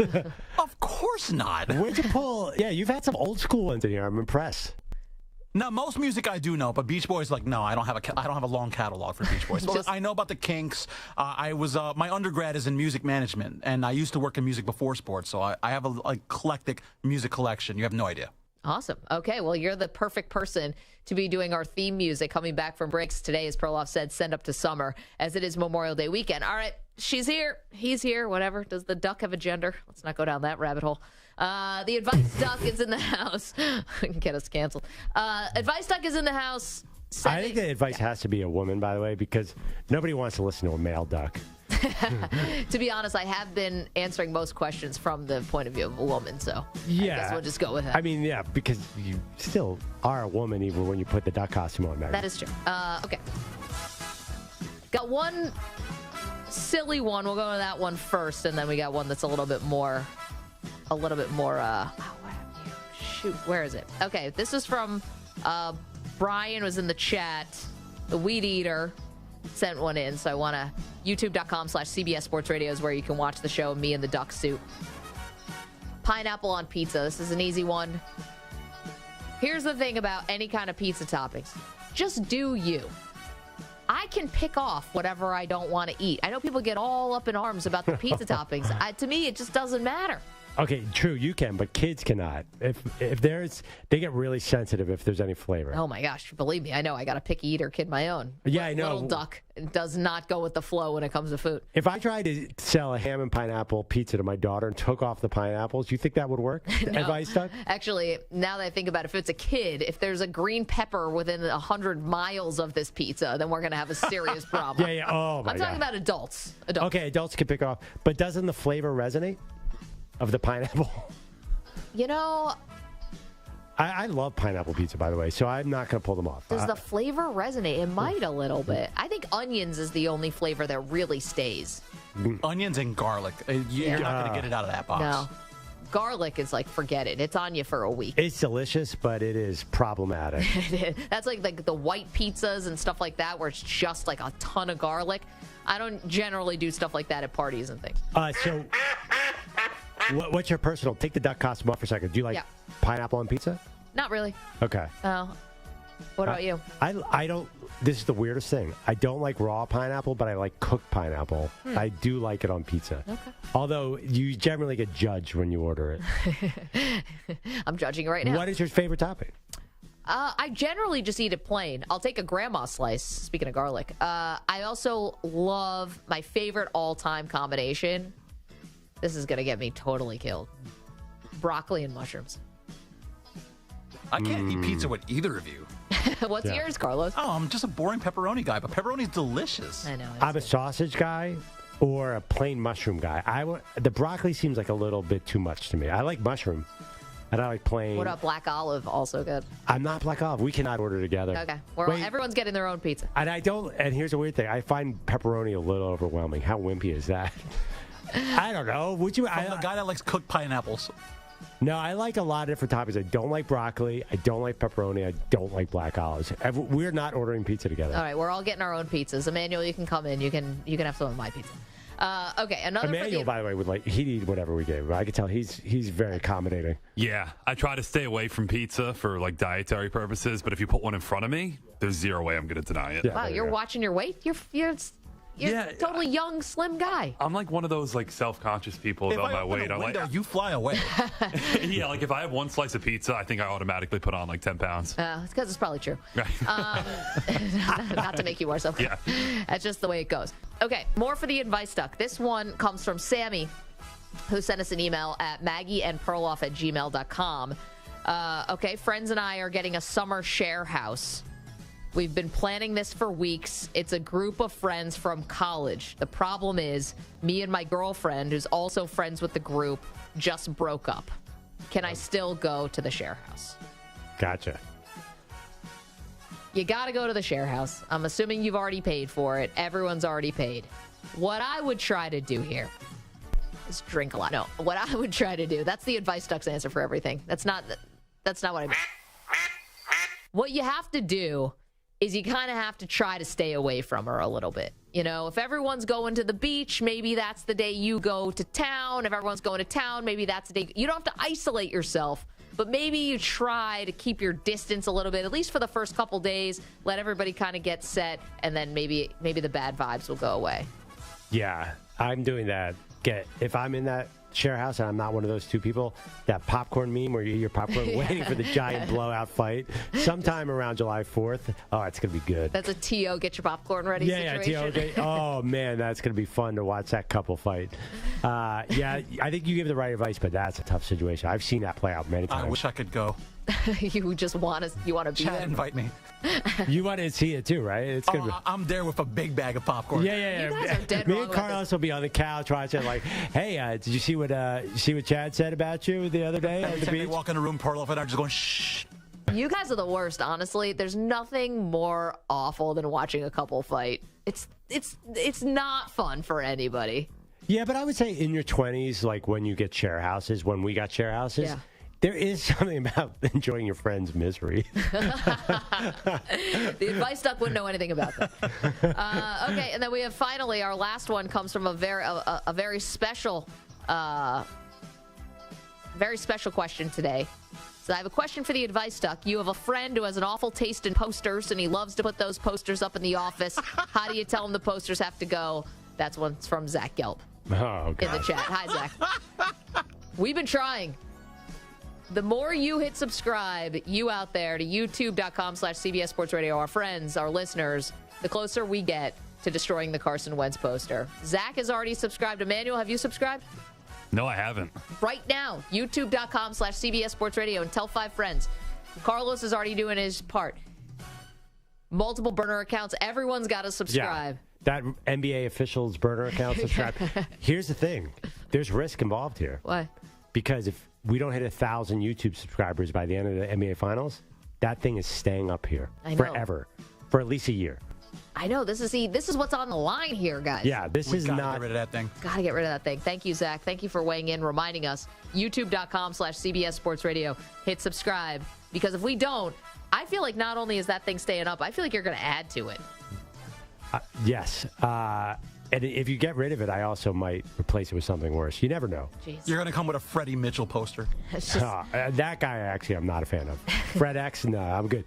By the way, Emmanuel is looking at us like we're the weirdest people in the world. Like, what are these people doing? Why is Maggie dressed like a duck? I'm just kind of fascinated by this whole segment and the questions. Like, I'm just taking it in, and the facial expression, I'm glad it reflects that. This is just a regular day at the M&P show. I mean, this is just what we do.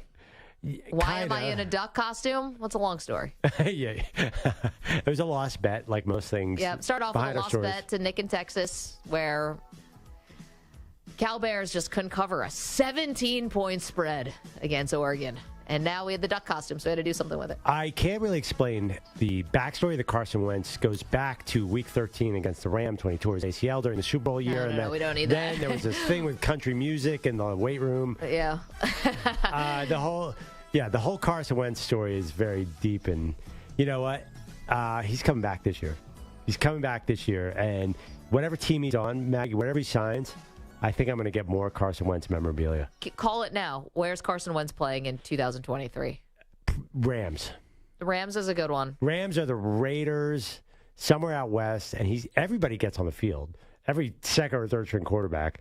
I think the worst possible scenario is that we get to 1,000 YouTube subscribers, get rid of the Carson Wentz poster, and I bring in a worse Carson Wentz poster. I mean, the one doesn't exist. I don't know how you're going to bring in a worse Carson Wentz poster. Oh, I saw one on eBay. I know. I put in a bid. Oh, my gosh. Subscribe, everyone, please. Tell your friends. YouTube.com/CBS Sports Radio. Hit subscribe, and that Carson Wentz poster is going to go night-night. Okay, a lot more to do, including... This is hilarious from last night. Got to play it for you. Haven't done it yet. Amazing, amazing moment in television history. We'll get to that after this CBS Sports Update with Emmanuel Barbari. CBS Sports Radio. Sports Flash.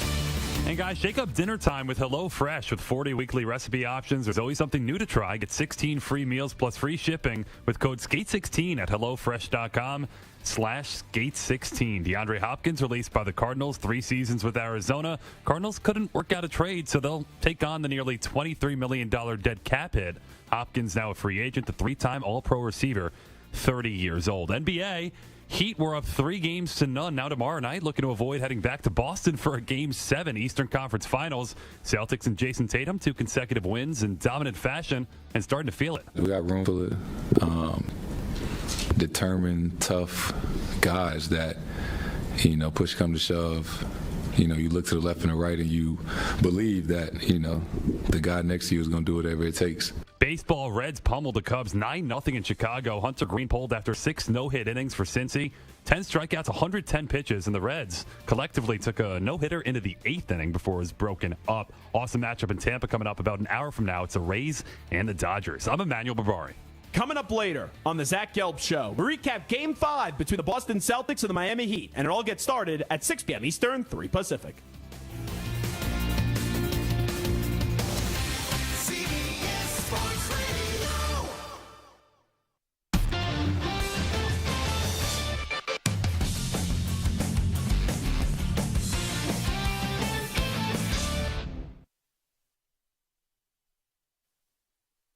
You're in a 5-minute break.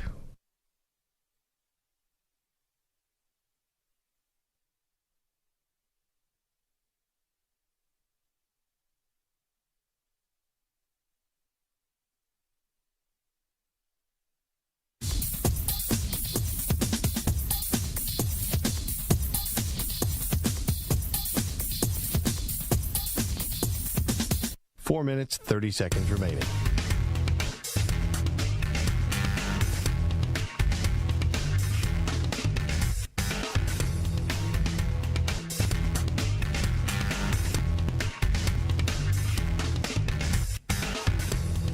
Winner 2021. He's the presumptive number one pick in the 2023 NFL Draft. He's joining us today on behalf of Snickers Ice Cream. He's got a Bryce Cream bar, which is pretty cool. We'll ask you about that in just a moment. But Bryce, I mean, now we're getting closer and closer to the day. What are the feelings like as you're on the doorstep of getting drafted?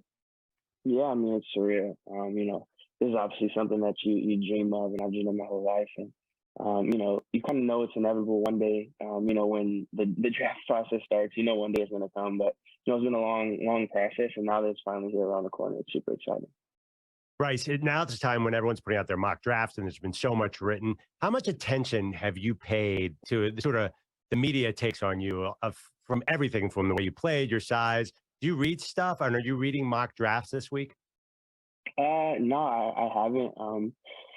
For me, I'm pretty big on controlling what I can control. So, I feel like there's always going to be opinions, whether they be positive or negative about me or about other people. Same thing with the mock drafts. They're always going to change, they're always going to go up and down. But that's stuff that I can't control at all. 3 minutes remaining. Really put stock in any of that stuff. I'm excited.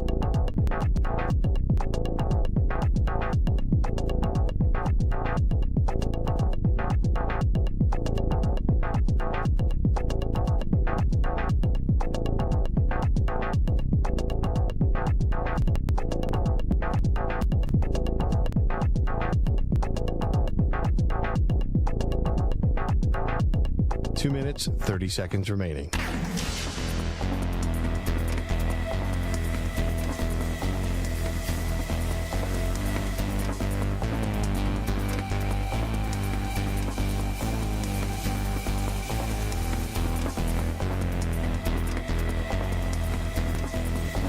We are live right at the Rose Bowl where no big deal Penn State demolished, dominated, controlled number 8 Utah 2 minutes in an absolute dominant victory. So let me just tell you this, folks.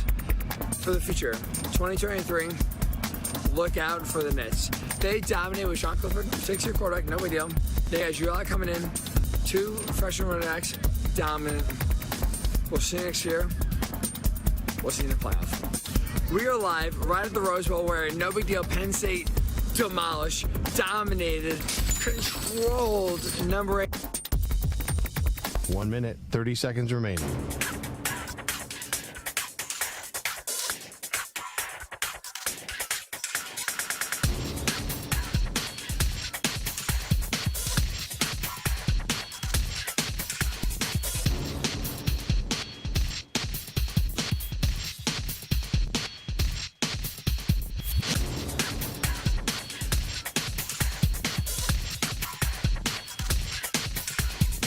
One minute remaining.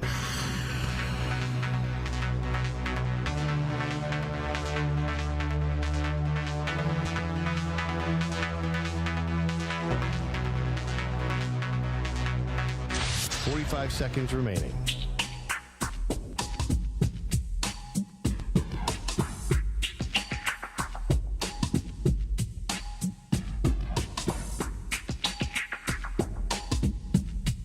Thirty seconds remaining.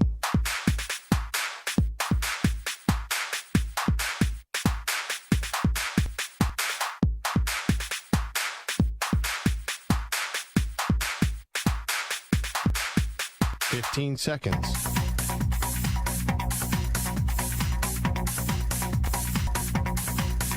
Break ends in 5 seconds.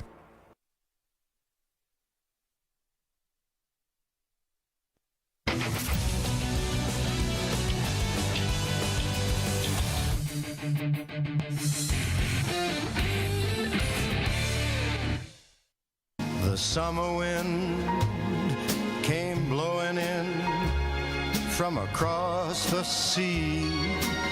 This 2 days in a row with Sinatra. It lingered there to touch your hair and walk with. I don't know. I'm not ready for summer, so I'm not feeling. It doesn't feel like summer. You're not ready for summer. It hasn't been hot enough for summer in New York, so I'm not really. Do you feel like summer's about to begin?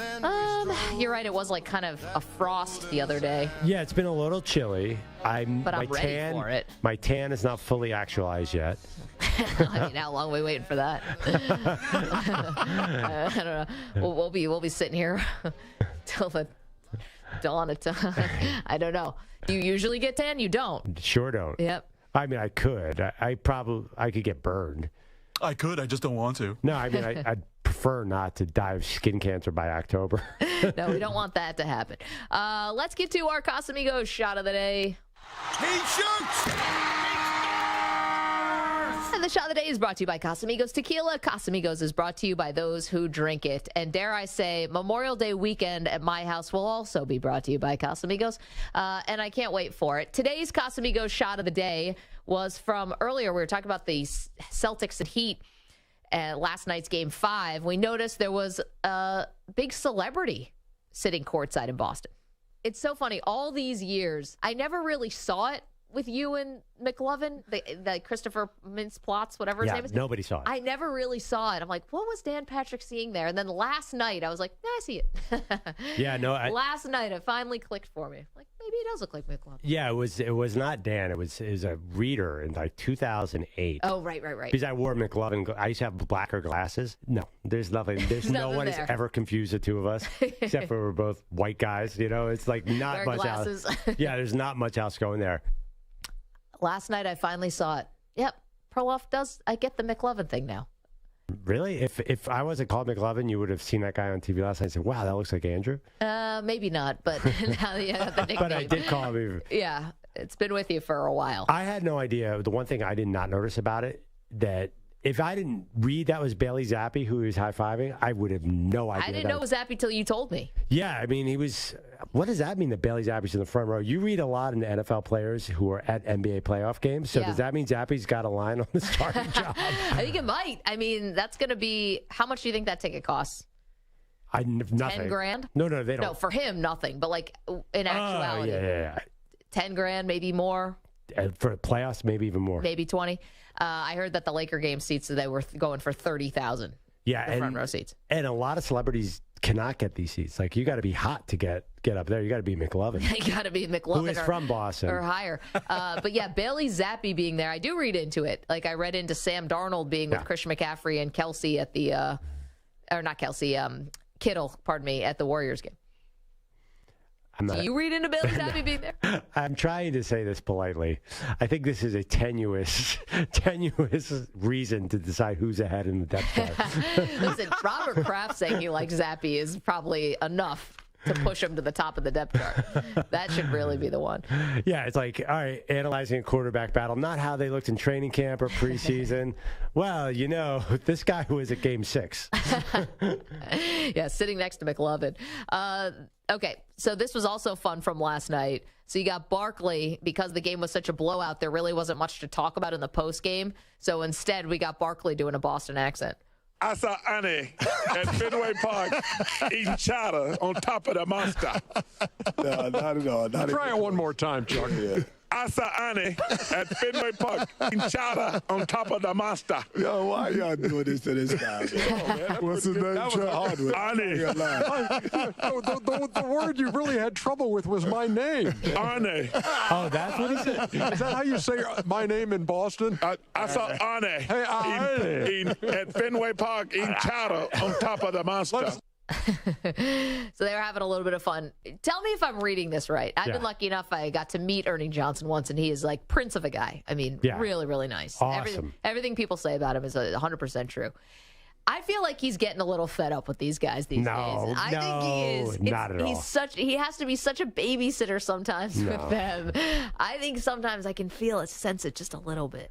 Not last night, not with that. I think it's just the same now as it's always been. I think, You know, he's got a podcast with Charles, which is actually really good. But when Charles started saying that, I had no idea that he was saying Ernie. I thought, Yeah. I didn't know. Did you understand that? Well, they had it on the bottom of the screen. Oh. so they subtitled it. Do you think you can pull that off? No. My Boston accent is not. I'm Give not us the a word. accent person. Park in the car? I'm not good. That was great. I mean, I felt like a Kennedy was in the house right now. What about you? You have relatives in Boston. You're there all the time? Park in the car at Harvard Yard. No. Annie. I saw Annie on the Carlos, can you do a Boston accent? I can only do like the part from The Departed. He's like The Marsh? Yeah. Got to park the car at the back of the bar. Jack Nicholson's accent in The Departed is so bad. And he's it's such a good awful. actor. It's so bad. And that's just how difficult that accent is to do. Yeah, I didn't love that movie. I think partly was because of the accent. I didn't love Leo either. Was Leo's that much better? Matt Damon's good in that. He's Mark good. Wahlberg He's good was bad good guy. in that. Yeah, right. Oh, You the need movie was native written for Mark Bostonians to play. Wahlberg. Yeah, you need native Bostonians to play Bostoners. I think you're totally right about that. Even the great Jack Nicholson couldn't do it with the Boston accent. Oh yeah. I mean, Jack was so over the top that entire movie. I'm not sure even if he nailed the accent. I know. He's like, got the cocaine, like throws it at the girls. It is very odd. Sometimes Scorsese is like that, you know? Yeah, I thought that movie was just trying to. I mean, the Korean original was outstanding, though. What? I mean, it's based on a Korean movie, Oh, it Internal is? Affairs. It's one of the best movies ever, but this did not capture any of that. Yeah, I didn't like The Irishman either. I think Scorsese's got another one coming out, though, soon. Right. He has one with Leonardo DiCaprio. I think it's about like the Native Americans. In Oklahoma, yeah. Yeah, something like that. All right, I'll it's get supposed ready. to be brutally violent and brutally depressing. Fantastic, and I bet it's going to go on for 8 hours. I actually like The Irishman, although most of my friends disliked it. I'd say a large majority of them. It was too long, and De Niro was just too old. Yeah, I know. Like he was beating up a guy in slow motion, but it was supposed to be real time. Honestly, WWE characters do a better job of selling that stuff than De Niro. I mean, it was rough, and I didn't even think that Pesci was good in it. And I didn't think that Al Pacino was good in it. Why did all my friends also don't like Pesci? Pesci was amazing. It's Ralph Buffalino. Oh my God, he was great. Didn't do it for me. Did you like Pesci in Untouchables? I don't think I've seen it. I mean, not Untouchable, Goodfellas. Sorry. Oh, in Goodfellas, of course. Okay, so Yes. you like Pesci? I loved him in Goodfellas. I loved him in Casino. I loved him in a Casino was movie brutal. called The Super, where Yeah. he's the funny movie where he's the slumlord. Lies. What about Home Alone? Tour de Force as the crook. Tour And de by the way, Force is the my movie cousin is Vinny. Killers of the Flower Moon. That's Yeah. what the movie is.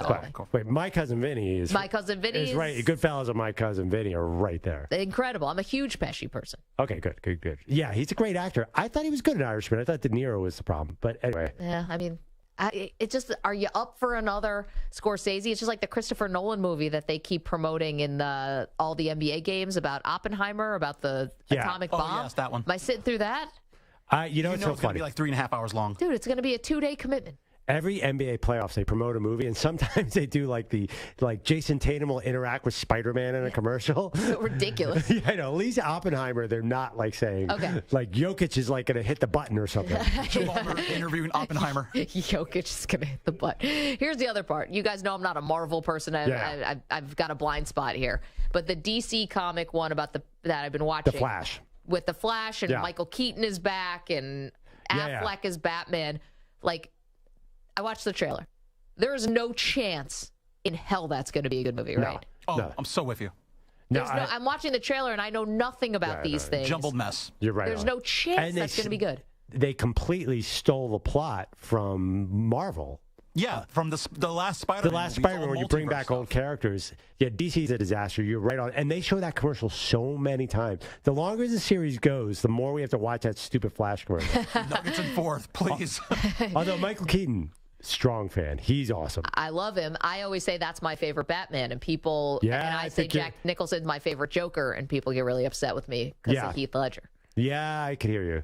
But you've seen the Batman movies? They're so random. You've seen a few of these. I've seen all the Batman movies. I love them. Carlos, we have a lot of talk about. He's a Marvel guy like me. There's been a lot of Marvel news. There's a lot of new movies coming out that you have no idea about. Yeah, I'm going to be blissfully unaware. Squirrel Girl. Yeah, baby. No shot I'm doing that. Carlos Ortiz, Andrew Kaplan, fantastic work today. Guys are awesome. Cannot do the show without you. To the Weedos and the Purple Drinkers and the chat, the callers, fantastic. Can't wait to come back and talk about that Celtics comeback from 0-3. We'll see. Have a great Memorial Day weekend, everybody. Be safe.